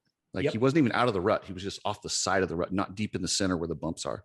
Well, like that left-hander that they come out of, and I apologize, don't hold me to it. I think it may be they come out of the left-hander and it's kind of dropping down and it goes double, and they barely get on top of them as they come down the hill. It's always cool to me if you watch the cameras, they just come out of the left-hander. Particularly Roczen was going so far to the inside that it was almost like a cheater line. It was like really, really low on the left side of it. I thought that was pretty interesting because it didn't set him up the best for the next jump because he had to kind of drift across the lane to get out to hit that. But there was a lot of info that was out there from a riding standpoint. So yeah, I could talk about that all day, but yeah, I thought it was great racing. Okay. So the drama, coach, the drama. Why do I always wind up in this? I don't know what, but I don't think that I'm not going out there trying to stir shit. I'm not. But it had to do with Blake Baggett, what I'd heard, where it went. So we had heard, if you're not up to date on this, you're going to have to go check it out on Instagram, past shows, YouTube. There's a clip. But I was very critical of a team who allegedly did not pay the full amount to Blake Baggett. And Forrest reached out to me So when he reached out to me, I asked him about it, and I felt like what he gave me was a very disingenuous answer. I didn't accept it. It wasn't true. I knew for a fact it wasn't true. So I kept pushing him because he contacted me. I didn't contact him. And he just kept trying to dupe me, I feel like. So I was like, whatever, dude. And then I invited him on the show. He asked first, he said, hey, how about I come on the show and talk about this? I said, well, come on the show, but I want to clarify what happened. If you can do that, let's do it. Silence, nothing else. Well, I wake up the other day and there's a post of an internet tough guy, some little nerd in his basement, and it was tagging me and essentially saying that I'm a internet tough guy and I'd never say it to his face, blah blah blah. That's not necessarily true. I would gladly say it to his face. So I made the joke because it said the internet guy's like, oh yeah, you're 6'4" in your basement. Well, actually, I'm 6'4" in real life, and I thought it was kind of funny. I'm not the toughest guy in the world, but I am 6'4", and I laughed at it, and I think that made him really mad. So then he essentially threatened to fight me, and so I texted him. I was like, listen, are you serious? You really want to fight me? Well, I guess if you do, then we should. But let's do it right. Let's not hurt somebody in a parking lot, get arrested. Let's go to a gym, and if you really want to fight me, let's settle it, which I don't want to do. It might be fun. And I don't know if he's going to beat me up. He might. He's a big guy. But I figured if that's the route you want to go, let's do it. And so I posted it, and that's where we ended up. And then it really took, I didn't realize it would get that big. I mean, I was hearing from everybody in the industry looking at it. People were very critical of us going towards violence, and I'm a big UFC fan.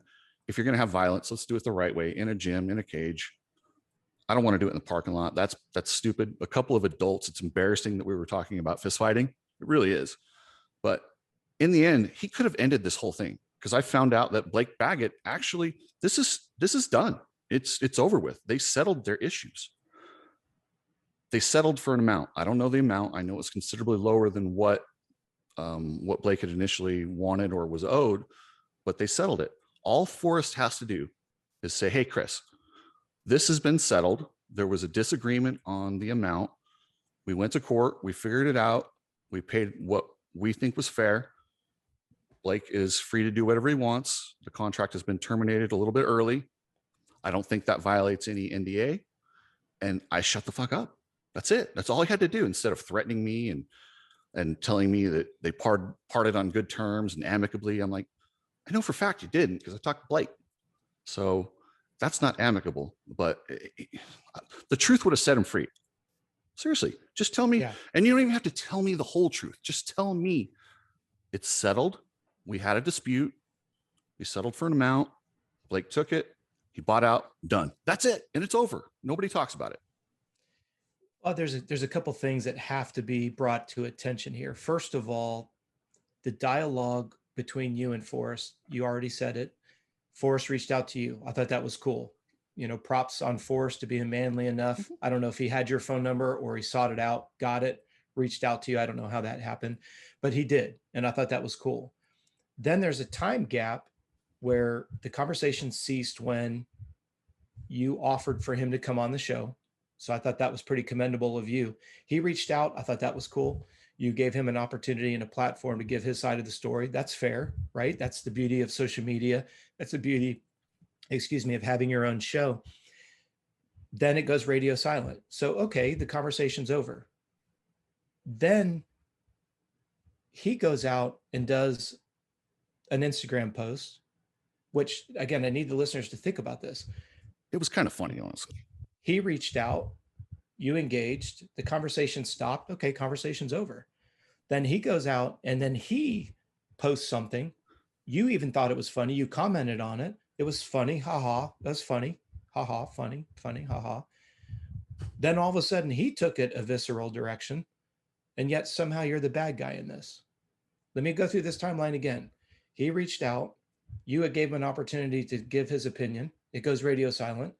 He puts a sarcastic post, which, come on, if you can't laugh at yourself, who can you laugh at? It was funny. Yeah, there was no harm done there. None at all. You even engaged with it, and then it went a visceral direction. And yet you're the responsible guy for that because you're the shit stirrer. Well, sorry, guys. I was surprised because I posted and I put underneath the comment, I liked it. I commented and I said, actually, I am 6'4", and I put like a laughing emoji. It was funny. And It then was I don't benign. know why that made him mad But because that's my point. That's my point. How did it go from, I thought it was funny, you know, was he mad because you didn't get mad? I don't know. I don't know Forrest at all, but I just look at this timeline and I hope the listeners will literally think about what transpired here, because it goes back to the whole question of why do we even have a show? And when these volatile subjects come up, all we're asking is please answer the question why. Why did it go to court? Why did you guys part ways? Why is Blake not racing again? If that's offensive, if that's stirring the stink pot, then guess what? I guess we have to own it. I'm not interested in trying to, create a bunch of stir in the sport. All I know is when my phone blows up and people ask me questions, when I get DMs from people saying, why does this happen? When I get DMs from people that say, thank you for asking the hard questions, you guys are doing a good job. I That's not the intention at all. You and I just like to bench race. We love the sport. We love everything about the sport. When something gets publicly announced and we talk about something that was publicly announced, people have accused us of hearsay. When you do a video recap on YouTube, you showed the document that is public knowledge of which we are discussing. How does that become hearsay?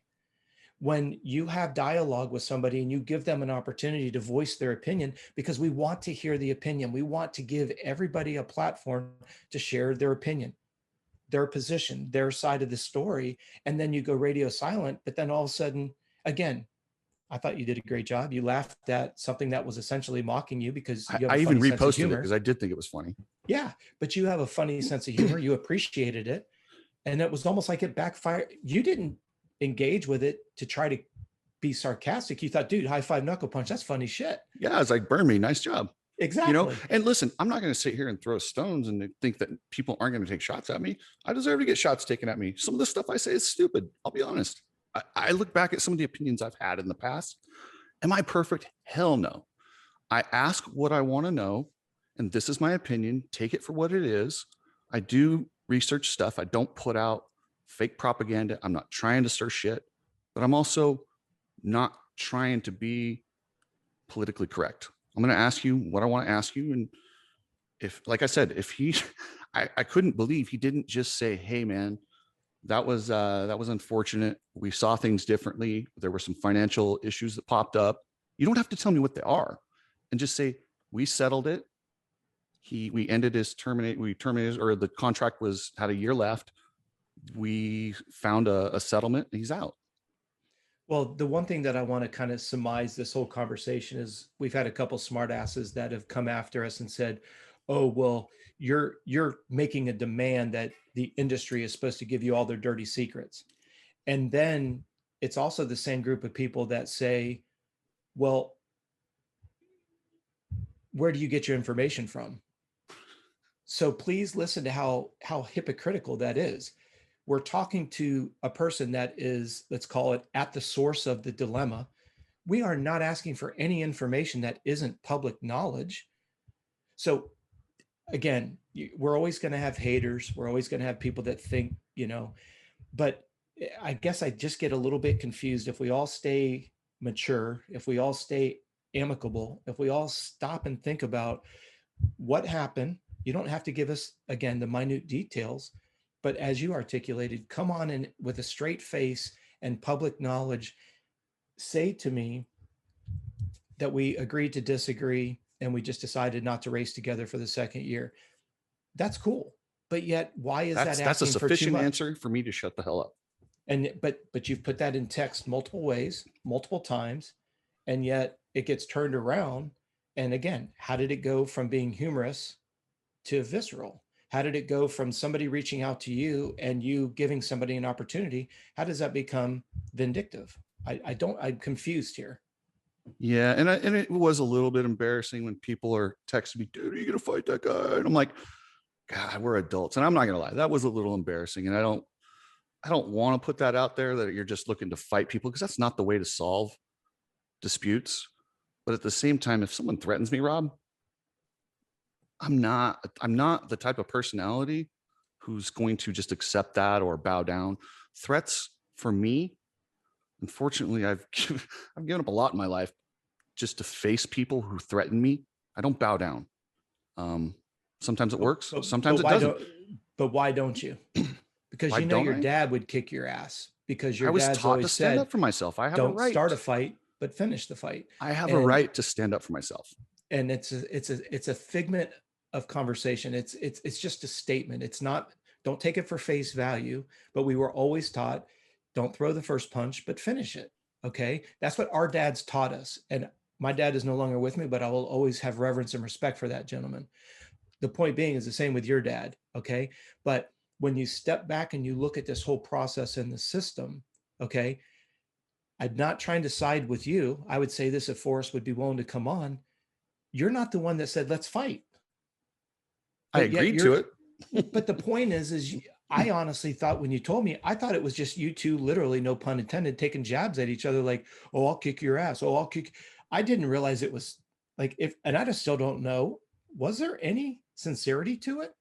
Was you, Sure sounded to me, and I took that one in the parking lot like, and it was very mobsterish the way he wrote it.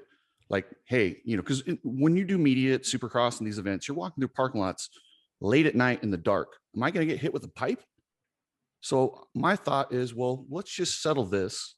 Let's do it in an arena where nobody's going to get hurt very badly. Maybe a black eye, maybe some embarrassment, and we settle it instead of having something potentially horrific in a parking lot. Because hypothetically, let's say he hits, I don't want to, so he hits me really hard. I go out, I crack my head in the parking lot, I die. Guess what? Forrest goes to jail, or vice versa. We don't do that. I just thought the whole thing was a joke. I guess that's what I'm trying to get across to the listeners is, okay, so somebody texts one another, I want to fight you. Okay, ha ha. I mean, I'm still kind of in awe that, like, I guess what caught my attention is when you said you're embarrassed. Why should you be embarrassed? You didn't say, I want to fight you. Because I was a part of something that was ridiculous. But That's why it was slightly embarrassing. I thought it was a humorous engagement of, like, it's such an absurd concept. Oh, okay, I'll engage with this. You're ugly. No, you're ugly. You're fat. No, your mom's fat. My dad could beat your dad. Yeah, exactly. It's a tit for tat. I had no idea that, like, there was a serious undertone to this. Like, hold the phone. This is serious. Yes. Like, here's my address. Come fight me. I'm like, all right, at this point, tap out time. No, I thought we were kind of, again, but I know you can't attach emotion to text messages. Maybe I should have tapped out when he sent me his address, because I'm not showing up at somebody's house. That's ridiculous. But I was like, well, and I started thinking, I was like, how can I end this, without, in safe face and maybe having a little fun. I thought, because I'm pretty sure he trains jiu-jitsu. He's probably a tough guy. Absolutely. And I thought, part of me was like, there's a good chance I'm going to get my ass kicked. I don't know. So let's just do it and have some fun with it. I thought it would be entertaining. I just thought it would be entertaining. So, I thought that would be a nice way to diffuse the situation. Unfortunately, it didn't go that direction. But then people are calling me a hypocrite because they said I was going to fight Mathis. Now, that was a different story. That was heat of the moment. I was at the track, and he had just made fun of my friend with cancer. I did not threaten him over text. When he texted me later on and asked me if I had thought that, because I was going to beat him up, and I said, well, yeah, I said that. And I probably shouldn't have said this, but I said, I'll oblige if you'd like. That was just me being a smart ass. Would I actually fight him? No, probably not. And then I'm a fucking adult. I'm not doing that. But yes, that does make me a little bit of a hypocrite. But I looked at that one from afar and I said, yeah, that was not the right way to handle that. And I'm literally, I am not perfect, for damn sure. And I'm not pretending to be perfect, but I'm also learning. Everyone's learning every day. I'm going to disagree with you, though, because the Mathis situation at the track, there's not a listener that rides that hasn't almost gotten in a fight at the track. True. That's all I'm going to say with that. Just because it may be somebody that we know is in our sport, we have a name and we can attach it to someone in our sport. There is not one person that hasn't almost gotten into a fight, someone taking a bonehead move or trying to clear you out. And if you're going to tell the rest of the story, what almost happened at the track? That was a takeout move and exactly. There's more to it than, oh, we're just going to focus on, you made a comment, you want to fight, ha, ha, ha, I'll kick your ass right now, blah, blah, blah, blah. And then I just don't know who in their state of mind would text somebody their address and say, come fight me. I don't know where your mindset is at. I don't know if that's clear thinking. I don't know. As mad as I've ever been, I've never texted an address to anybody, no matter how mad I get about something.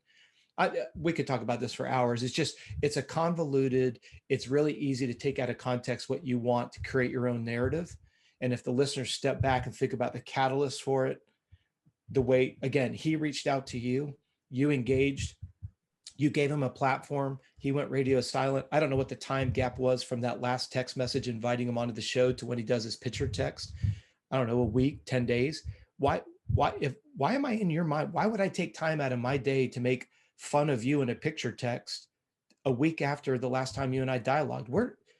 That's to me a big question mark. And then the fact that it was humorous and you laughed at yourself, and then it went a completely 180-degree turns to, here's my address, come fight me. No, I don't see where you're the bad guy in this situation. I'm not saying Forrest is a bad guy in this situation. I'm just saying I'm confused. Like, are we seriously having this conversation about something that the entire industry knows? There's not a single listener that didn't know that Blake Baggett was in a court of law trying to get paid for something that he did. That's not hearsay. The whole damn industry knows it. Every talk show's talked about it. Every magazine's talked about it. Every website's talked about it. But yet somehow you're the bad guy in this. That's interesting. You can make the narrative whatever you want it to be. Yeah. And then we're going to do the training tip after we do personal development, because it ties right in here today. So personal development, moving past drama. Yeah. So what I do to move past drama, the first thing, I'm a big believer in personal accountability. And I did this after the Mathis situation. I'm doing it after this situation. I take a look at it, I break it down, and I said to myself, what can I do differently to make this situation better? How did I handle it? What's my accountability in this whole process? Because I have some, I definitely have some. And then I go, okay. And then I move past it, and I accept what happened, and I learn from it. So when I have something like this again, because everything in life repeats itself, and how you handle it always gets better, and you're always learning. And at my age, I still learn. I'm learning every day. I'm going to take a, and we'll see as time goes, you get more clear on these type of dramatic situations. In hindsight, how many situations can you look back at that were super dramatic at the time and it felt life-changing, and you look back and it wasn't that big a deal, probably should just let that go, or and that's what I'm trying to do here. I'm just trying to take a look at it, move past it. Am I going to text Forrest again? Hell no. If he threatens me, I don't know how I'm going to handle it. I hope he doesn't. I hope he just moves on also. I actually hope their team does really good. The sport needs more teams. And I hope hope this whole drama hasn't caused him any issues. But those are things I can't control. I can only control the stuff on my end. And on my end, I'm good. And like I said, I audit how I acted. Could I change some things? Yeah, probably. But I also, you just got to let it go. It's over. It's done. You move forward. You bring up something that has to be brought. We need to rewind a little bit.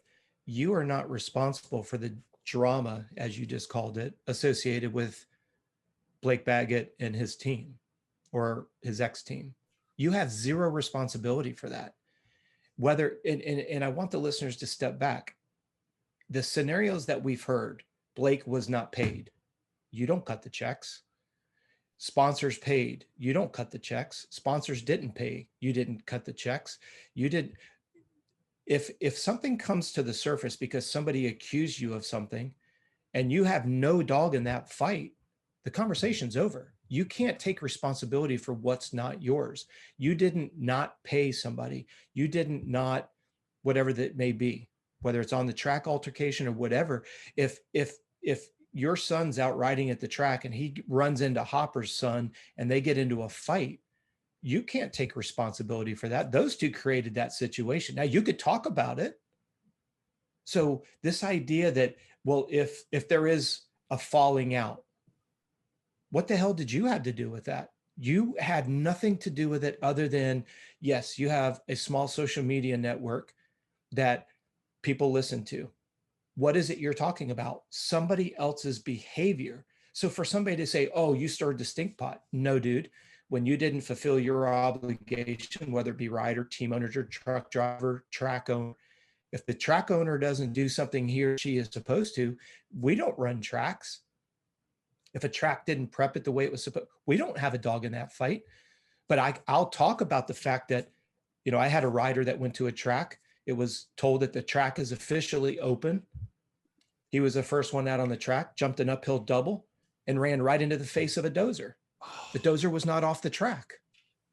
But I'm talking about it on a public forum. Am I creating a stink pot because I'm talking about a track that didn't have the dozer, even though they said the track was open? Well, So and if there okay, is a fallout of that, you don't own that. Go ahead, brother. yeah, but it doesn't, as a human being, if this team were to shut down and all these different people, Bogle, Savachi, their mechanics, the truck driver, lose their job, and I was a part of it, I do feel a little bit of guilt, whether you're supposed to or not. You do. Like, okay, You so have zero part. You have zero part of it. I know, You have zero. but think about this. Think You have about, okay, zero so the part. rider jumps into the tractor, right? And then we talk about it on a public forum. Well, the insurance or somebody didn't hear about it until they heard us talk about it. So then they get shut down. Is that our fault? Like, yes, we played a part and maybe they would have got away with it without it. But Well, yeah, that's like I know, saying- but I'm looking that's at like it, saying- but it's hard not to feel a little bit of guilt, even though you're right. It's not our fault, but it's hard not to look at the big picture that way. I have to vehemently disagree with you because you have Michael Eisner running Walt Disney World and he bankrupts Walt Disney World. The news isn't going to talk about that. And so he can't get another job because he fucked it up. That's the newscast's fault that Eisner can't get another job because he buried one company. Well, okay, let me, it's not as black and white. So, okay, let's say this guy buries the company. They have an investor who's about to come in and doesn't know this guy's a tool bag, but his money will save the company. And we come out with a statement that says, no, this guy's an idiot and buried the company. They pull out, all these people lose their jobs. All right, let's play devil's advocate. The guy invests in the company because he doesn't know you're a douchebag. And now you've not only buried the first company, but you've now ruined this second dude's money that you could have avoided. Correct. That's all I'm saying. Correct. Because we want to justify it because there's money involved. As long as everybody's getting paid, it doesn't matter if it's being done with some some executive decisions that are less than honorable. But as long as we can justify it that everybody's employed and everyone's got a job, well, then we justify it. That's the problem with this entire world right now. As long as you can justify it with money, then it's got to be okay, right? Well, you're a dirtbag of a business owner.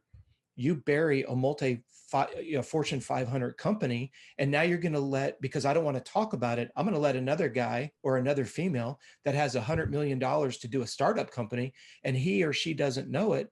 And because you weren't vocal about it, they now lose their $100 million. So now two companies, all of its investors, all of its employees, the investor, I used to work for a company that had a profit sharing program. The father died, the son acquired the business. Well, he ran the business into the ground. So all of our employees, over 2,000 employees, we had zero stock options. We had our profit sharing program was of zero because this guy ran the business into the ground. Well, and I had a guy that owns probably the most popular media outlet in our sport tell me I shouldn't have talked about it. And my response was, if your dumb asses had been talking about it, if you guys had talked about it before, I wouldn't have to. It's gotten to the point where in our sport, people have let so many of these things go that there's a lot of shadiness around the sport because people are afraid to talk about it because of the repercussions of getting the employees fired, not thinking about the big picture. So if everybody did it and flushed these people out early, probably have a lot better, and you're still going to have scumbags no matter what, but it would sure help it out if people had done it a little bit earlier.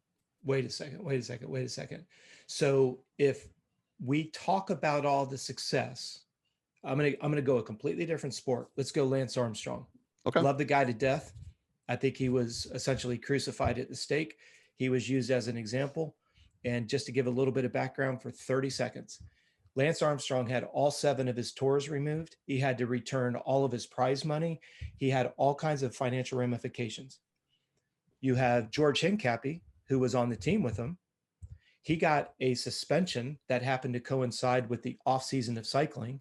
He was required to give no salary back, no bonuses back, no sponsorship revenue back, but yet Lance was. So just use that as an example. When I say Lance got crucified, it was a bunch of bullshit the way he was treated. So let's go to something like Lance. So Lance has got all this success. Lance started a PED. We all know he started a performance enhancing drug program. the year that they came back from Motorola, they got dead last in the tour. And he was he was told by a guy that was very popular in the tour, you're trying to win on bread and water. Lance decided, I'm going to figure this out and I'm going to do it better than anybody else in the world. We all loved, we adored. He got a lot of people into cycling. He sold a lot of bicycles. He sold a lot of yellow bracelets. He created a lot of awareness for cancer.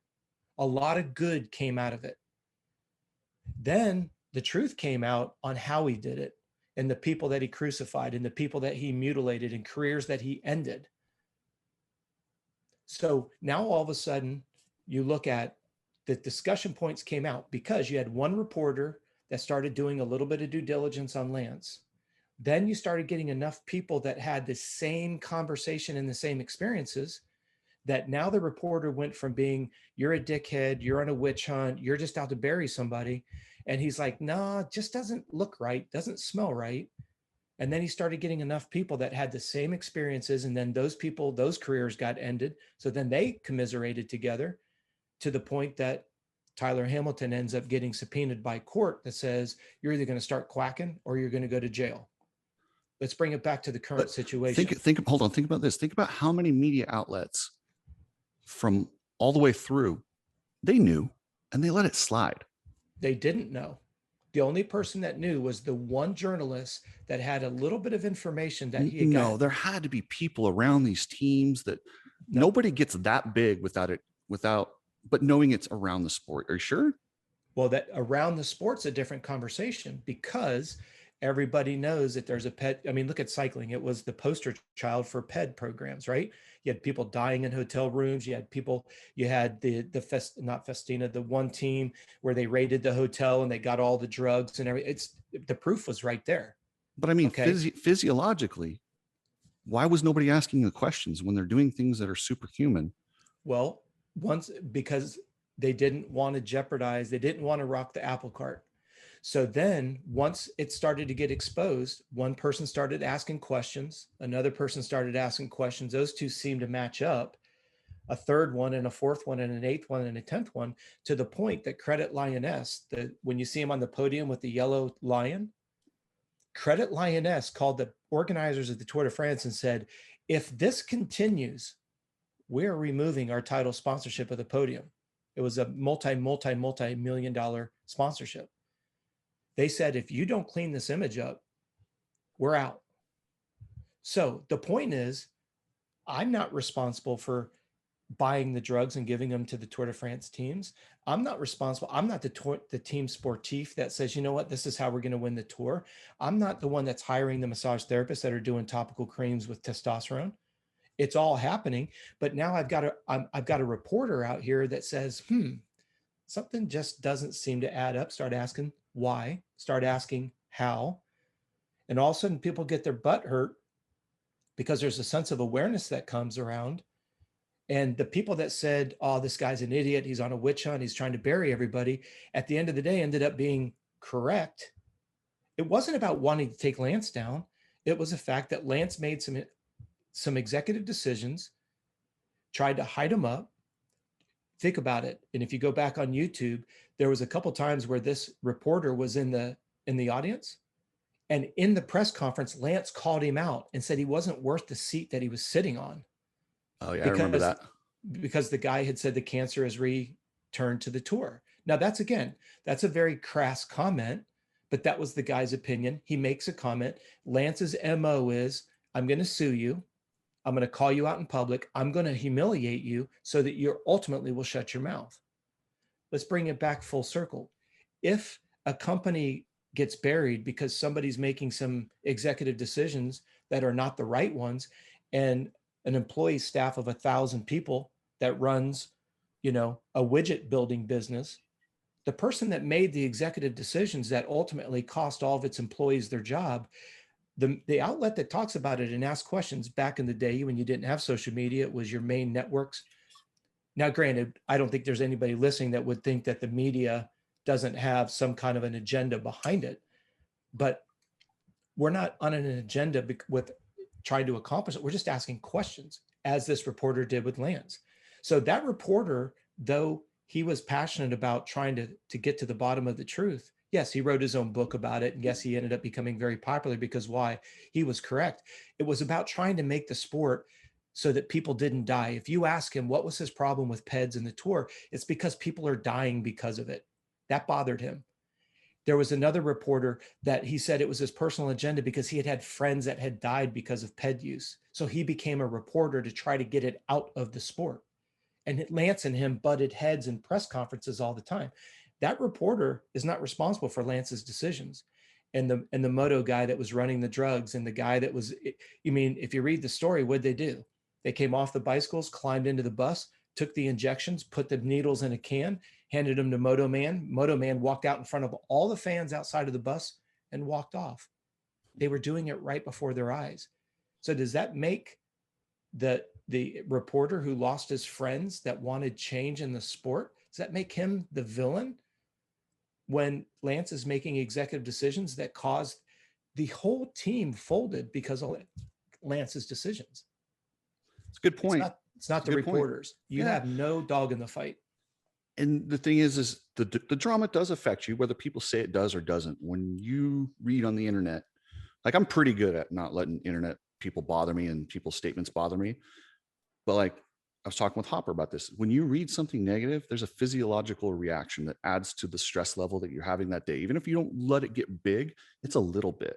So for me, I don't go on some of those sites. Sometimes I don't read it, or if I do, I make sure I'm in a very confident space that day. But yeah, drama sucks, but I wish it didn't have to go that way. But that doesn't mean I'm going to stop asking questions or doing things that I think are correct. But I will be personally accountable for my side of it. And that's where I do this in everything I do in life. I'll stop and I'll take a look and I'll try and look at, when I ask stuff, I ask, okay, well, what if I were the one being asked the question? I try to put myself in everybody's situation. I put myself in Forrest's situation. How would I feel if I was Forrest and I was coming at it? It's just different, but that's how I'm able to deal with the drama, is just analyze it. And am I perfect? No, but I'll get better and better. But I am still going to call, I'm going to call shit wrong when I see it wrong. That's what it is. And just unless you have if you have a good explanation, go for it. Just tell me. What is the difference between your attitude right there and somebody filing a protest at a race when you think somebody's running a cheater motor? You put your money where your mouth is. You break the bike down. Okay. So then you find the guy's running a 144 in the 125 class. He's cheating, right? Yeah. So are you going to feel bad because this kid is walking your son like a dog because he's running a 144 to your 123, and you feel that there's a problem? You're provided an opportunity to voice your disagreement or your question. Why is this guy's bike walking my son's down the straightaway? You're given an opportunity to protest. You're given an opportunity to break it down, and you're either proven right or you're proven wrong. For the longest time, there was no lawsuit with Blake Baggett. He just disappeared. Blake Baggett just decided not to race anymore. Enough conversations, we come to find out that Blake's in a gag order. He's in a lawsuit. He protested. He broke it down. He won. Kind of. Well, the depends on who you talk to. No.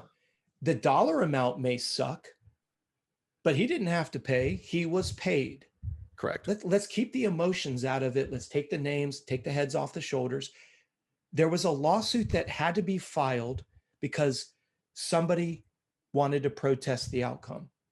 There's somebody that's going to win and there's going to be somebody that loses. If I'm running a stock bike and your son sucks and you break my bike down and I'm running a 122 stock bike, I win. I get to keep the money because you decided to protest. But I knew that I was being truthful.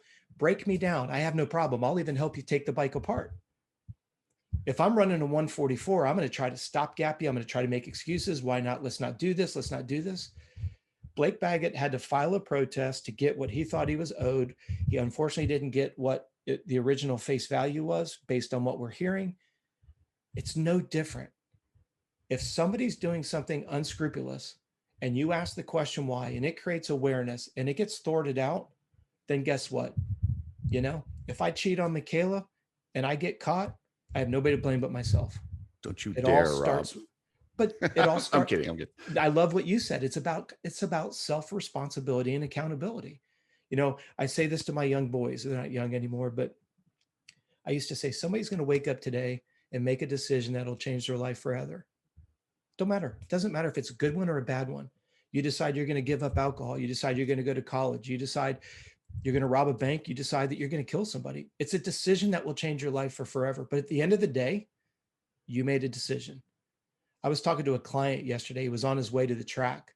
He's a paramedic. We're on the phone. He goes, dude, I got to call you back. A guy next to me is having a heart attack. He hangs up, Whoa. calls me back 15 minutes later. He said, yeah, I went over to the car. The guy's profusely sweating. He's got his hand across his chest. He says, I yelled in the car, hey, dude, are you okay? Are you okay? The guy like just looks up at him, just face is sweating. He opens a door, goes to pull him out, and he's got a needle on his arm. He's having a heroin overdose. Oh my God. This is at 8:30 in the morning on a Saturday. Oh my God. People are going to make executive decisions that you're not responsible for. So my buddy calls the police because they have a medicine that they can put in your nose, which offsets the reaction to it. The guy screamed at my buddy because he ruined his high. My point is, I've heard of that happening. think about this. There was an executive decision to buy the drugs. There was an executive decision to inject the drugs. There was an executive decision to try to help somebody that you thought was having a heart attack. There was an executive decision. The list goes on and on. At the end of the day, if you're doing something incorrectly, the truth will prevail. If you're innocent, for the longest time, look at Floyd Landis. He declared his innocence, declared it, even put a lawsuit together to declare his innocence, only to finally put his tail in between his legs and admit he took a ped. He was on a big ped program. Yeah. So if the news is talking about it, if somebody's asking a question, our sport is filled with protests. What is it we're protesting? Something that we don't think is accurate. You break it down and the truth comes out. You're either going to pay on the left side or you pay on the right side. If you want to be the person that says we're on a witch hunt, then you know what? I'm sorry. Because if I look at a document that's been put out on public reference that this is a new rule and this rule is taking money away from somebody who's already trying to grow the sport, it's people I get to enjoy watching on TV compete. I have a problem with that. I'm going to ask.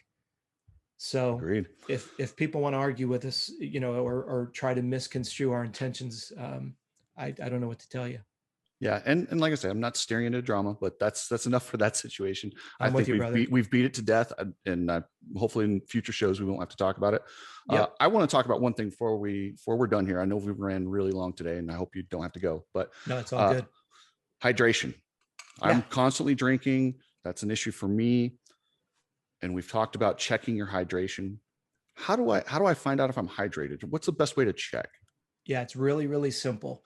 I want the listeners, take your body weight in pounds, divide it by 2, and that's how many ounces of water you want to consume throughout the day. So if I weigh $180, that's 90 ounces of water. Spread that out over an 8 to 10 hour day. Do me a favor, if you get behind, don't try to, let's say you're 40 ounces behind at the end of the day. Don't just throw 40 ounces down and go to bed. Your stomach will kill you. But as a general rule of thumb, it's not my opinion. It's what's come to me from other physiologists, other testing centers, the Olympic Training Center, various places that I've been to. Take your body weight, divide it by 2. That gives you an ounce number. And by the way, that body weight for our European listeners, convert kilos to pounds and then divide it by 2. That's how many ounces of water. They'll have to reconvert it back to liters. But the idea is spread that out over the day. That's what we call basal metabolic needs. You're just properly hydrated. But Chris, you bring up a really good question. The other side of the equation is, what do you lose when you ride? What do you lose when you cross train? And that's what we call. What do I lose when it's 120 outside? Yeah, you guys are smoking hot out there right now. Oh, so what we do is we have our athletes step on the scale before they ride dry, and then get out of your gear afterwards and weigh yourself again. Add into that how much fluid you've drank during the day from when you geared up to when you get undressed. Because you think about it, if you put that fluid in your mouth, let's say that you drink 32 ounces, there's 16 ounces to a pound. So you took in 2 pounds of water. Because I'll get this quite often. Hey, I got on the scale at 180. I got done riding, I was 175. I lost 5 pounds. No, you lost the 5 pounds plus the 2 that you drank, because it went in your mouth, but it went out your skin or out your bladder. So you've got to add in what you've consumed from when you weigh in to when you weigh out. And you always want to stay in a 1 to 2% range of loss. Very important that you understand the word loss, because if you gained weight, you're overhydrated. If you lose more than 2%, you're dehydrated. And you think about somebody that's only 100 pounds, that's only a 2-pound deviation. So I'm 200 pounds, and at the end of my workout, I want to weigh like 198. yeah, give and or I'm take properly a little bit. hydrated around Yeah, 198. for you at 200 pounds, you can go up 197. Yeah. So if you're at 200, 2%, that would be roughly 4 pounds. You could get down to 196 and still be safe.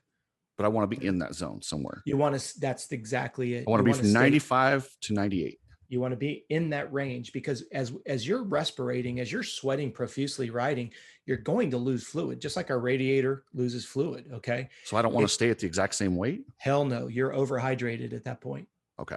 Yep. So, and I don't want to bring up a volatile subject, but that's a condition known as hyponatremia.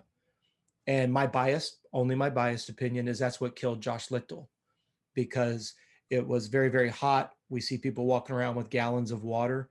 If you use my formula and you go the other direction, the only person that should be drinking a gallon of water a day is someone that weighs 256 pounds. Why? Because a gallon of water is 128 ounces. So if I'm taking your body weight and dividing it by 2, if you're 256 pounds, then you should be drinking 128 ounces of water. Well, and that's your base number, not including activities. That's right. I always call it the domino. We got to know what you need on a daily basis, and we need to know what you lose through sweat. Now, here's what I want the listeners, the simplest device that you can use every day is your scale in the bathroom. Every night when you go to bed, you should be at least 3 to 5 pounds heavier than you were in the morning. If you're not, you're already dehydrated, because you notice that when you weigh in at night, you weigh in at 150 and in the morning you're 143, 144. Well, it's not like you ran a marathon during your sleep, but you still lost water. Why? Respiration and bodily functions. So when you put those components together, what we're trying to do is avoid chronic dehydration, because now the muscles can't slide and glide that like we've talked about previously. So this is part of avoiding chronic dehydration, is what do you need during the day and what do you need to offset in the form of sweat. And sweat is influenced by air temperature and humidity, intensity, heart rate, and duration. So how much are you losing in a 20-minute moto with an average heart rate of 185 when it's 100 degrees at 100% humidity? And we coat our skin with all of our gear. Like you and I teased about, we're the only sport that covers every square inch of our bodies with gear, which then inhibits our ability to get rid of internal heat, known as the exothermic process. So imagine your motorcycle covered in mud, it traps that heat. When we put gear on, we do the same thing. That's why functional gear is so vitally important. Good stuff, Coach. Yeah, good stuff. Anything else on hydration? Or no, I think that pretty much clears it up. I mean, like for me, actually my weight's 225. So I want to start with a base of like 112 ounces. Yep. And then say if I'm doing a workout, probably weigh myself right before the workout, right after the workout. And then I want to add that fluid, not counting the 112. So say, yep. Okay. So if I work out in an hour and I lose 5 pounds, how do I know how much water to drink? Do I have to adjust it by just trial and error? That's exactly it. And I don't want the listeners to get overwhelmed. It's all, your perspiration rate is dictated by temperature, humidity, intensity, and duration. So in a 1 hour workout, what was the average heart rate against the temperature? I refer to it as a temperature silo, because I don't want an athlete to go, oh, well, this is my sweat rate. Well, if you use, let's say you go to temperatures that are 30 degrees cooler, you're not going to sweat as much as when it is 30 degrees warmer. So you've got to be a little bit of a student and know at what range is what your perspiration rate is. And the other thing to keep in mind is, what is it that you're losing in sweat? Electrolytes. As you know, I started my own hydration company called Energy Fuel. We have 3 formulations based on exactly this conversation. At what intensity are you using it? For how long? And we built the formulations off that. So I have a product that's for GNCC racers, 3 hours and above. I have a product from 1 to 3 hours, and I have a product that's less than 1 hour. We put other things in it, like a lactic acid buffer and other stuff. But now you know the science behind our products building a drink is how are you using it? And then because when you sweat, you lose electrolytes, and electrolytes play a key role in muscle contraction. That's why you hear people say, I'm cramping. They think that one of the thoughts is I'm dehydrated. True, but you could also be electrolyte depleted, or you could be dehydrated, or it could be a combination of the two. So One, and we could that's do why a whole show on that. and that's why the energy fuel has been so good for me, because for whatever reason I have no problem drinking water, but I almost feel like it flushes me. It Whereas does. It if I dilutes. That's a very, very good comment. When you overhydrate, that's where we said earlier the condition is known as hyponatremia. So if anybody Googles it, it's really the dilution of the sodium content in the blood. But the dangerous part about being overhydrated is, number one, you don't quench thirst. That's the dangerous part. That's why your belly starts to look like you're pregnant. Then what happens is you dilute the sodium content. So then you actually have external characteristics as if you're inebriated, slurred speech, loss of balance, blurry vision, but you still haven't quenched thirst. So you still keep throwing back water. You got to stop. You got to be introducing the electrolytes. Another role of electrolytes, it actually helps you absorb fluid. You notice when you drink a sports drink, how you urinate more? It's actually the utilization of the electrolytes absorbing through into the system. That's why you absorb fluids more effectively with electrolytes, i.e. a sports drink. There is a science behind it. I when I drink an energy drink, like a sports drink, I urinate less because I feel like I absorb it. Well, you're absorbing it, but eventually that bladder fills up. Now, if you're sweating it out, because remember, it's either going to go out through Yeah. respiration, through sweat, or urination or defecation. But versus overhydration, when I overhydrate, I have to pee every 2 minutes. Well, up to a point, because if you overhydrate and you get to a point where you dilute the sodium, what'll happen is you won't have the need to urinate anymore because you've gotten into a dangerous point. I say now you're in like a scary point though, right? Yeah, you point of death. The only thing Wow. they can do is pump your belly, and that's what got Josh Lichtel, in my opinion. His brother called me and said it was not. It was heat stroke. But I believe that, unfortunately, most people are told, hey, when it's hot, walk around drinking water. And that's a very dangerous suggestion to do, because if you don't weigh 120, if you don't weigh enough to justify 128 ounces, don't overhydrate because you dilute. I want the listeners to look up hyponatremia, and that will help you get a better idea of it. It's a very dangerous state to be in, because when we dehydrate, we have all kinds of stopgaps. We cramp, we get cotton mouth, our skin stops sweating, our head starts to get hot. The problem with hyponatremia, when you overhydrate, the dangerous part is you're still thirsty. And then you just keep going and going until you get to a dangerous point. And if you don't get your stomach pumped, you could die. Wow. If you remember, in Atlanta, they had that radio drinking contest. Yeah. How much water could people drink? And a lady actually ended up dying from it. Unfortunately, it's not a fun game. No, that's crazy. You think just drinking water is harmless, but yeah, that's crazy. Well, that's what makes it so dangerous. It seems benign until it kills you. Coach, we have run it really pretty long today, but it was a good conversation. I appreciate it as always. Happy Father's Day. And hey, where can people find you? First and foremost, I want to thank the listeners for sticking with us. I know this was a longer show than usual, but hopefully you guys got a lot out of it. I always enjoy bench racing with you, Chris. So thank you. If anybody's looking to get in touch with us, if you're dealing with a particular frustration, hit my assistant up, Jennifer. You can hit her up at contact@coachrob. Remember, it's 2bs.com. You don't have to be a paying client. I'm happy to help. I had a guy yesterday that emailed me asking about creatine, asked me about arm pump, asked me about whether or not he should strength train. He's not a client, but I took the time to write him back, because I think that's giving back and growing the sport when we can have athletes that are healthy. If you're wanting to get onto a training program, check us out at CompleteRacingSolutions.com. And if you like to watch videos and want to learn more about strength or flexibility or different various subjects, go to YouTube and check us out at Coach Rob with 2Bs, Coach Rob Beams. So, and then on Instagram, it's at Complete Racing Solutions as well. But always love to help in any way. Good stuff, Rob. And I want to thank Energy Fuel, which we talked about hydration.